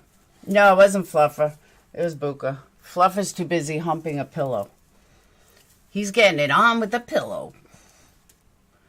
She's a real estate agent? No, the company yesterday said that she's their social media marketer. That's what her boss said yesterday.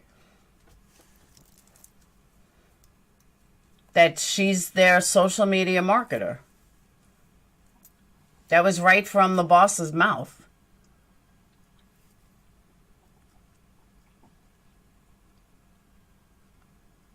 So she may be a real estate agent, but she's their social media marketer.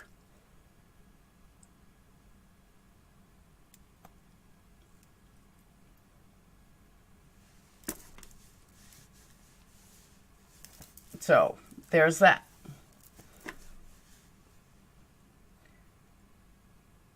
It's a real estate company she works for, but she's still their social media marketer. The guy said it yesterday. I don't know if she's independent or not, but that's not how they made it sound yesterday. They made it sound like she is an employee. Because if she was an independent contractor, she wouldn't be answerable to anybody. And she's definitely answerable, according to the guy that spoke yesterday. That's true too, Lynn. Good point.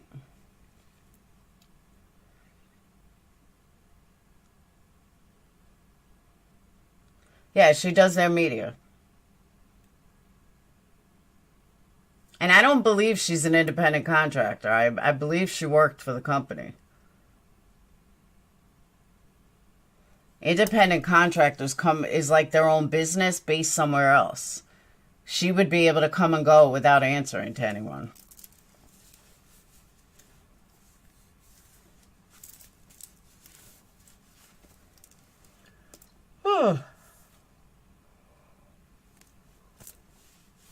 She works for real estate somehow, from what they said. This is how she found the warehouse to hide out in. No, she does their social media marketing.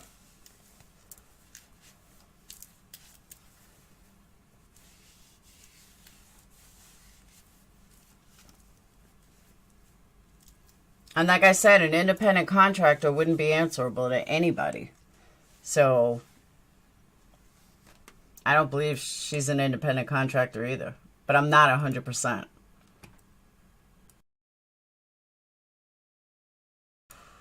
Yeah, she definitely sounds like an employee.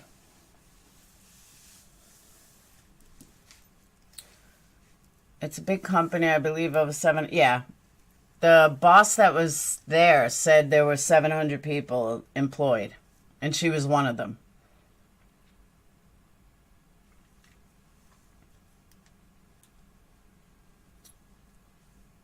I never stopped talking to think I would be a good nurturer. My only wish for it to be... Oh, you're talking about pot? Pot. Did they say how long lunch was? Because maybe I should get shit done and then come back. Since you can't, like, play music. Did they say how long they were breaking for?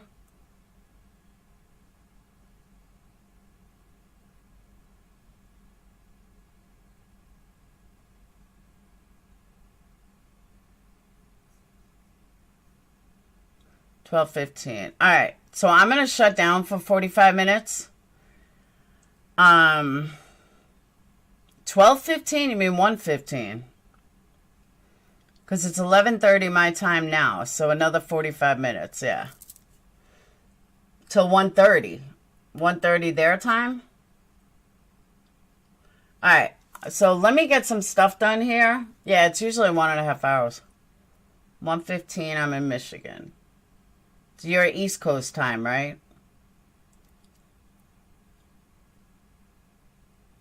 It's 12:25 p.m. No, it's only 11:30. All right, 1:15. All right, so I'm going to get some stuff done in the next 45 minutes, and I will be back in 45 minutes. So I will see you all in 45 minutes. Go eat some lunch, go do something, and that's it.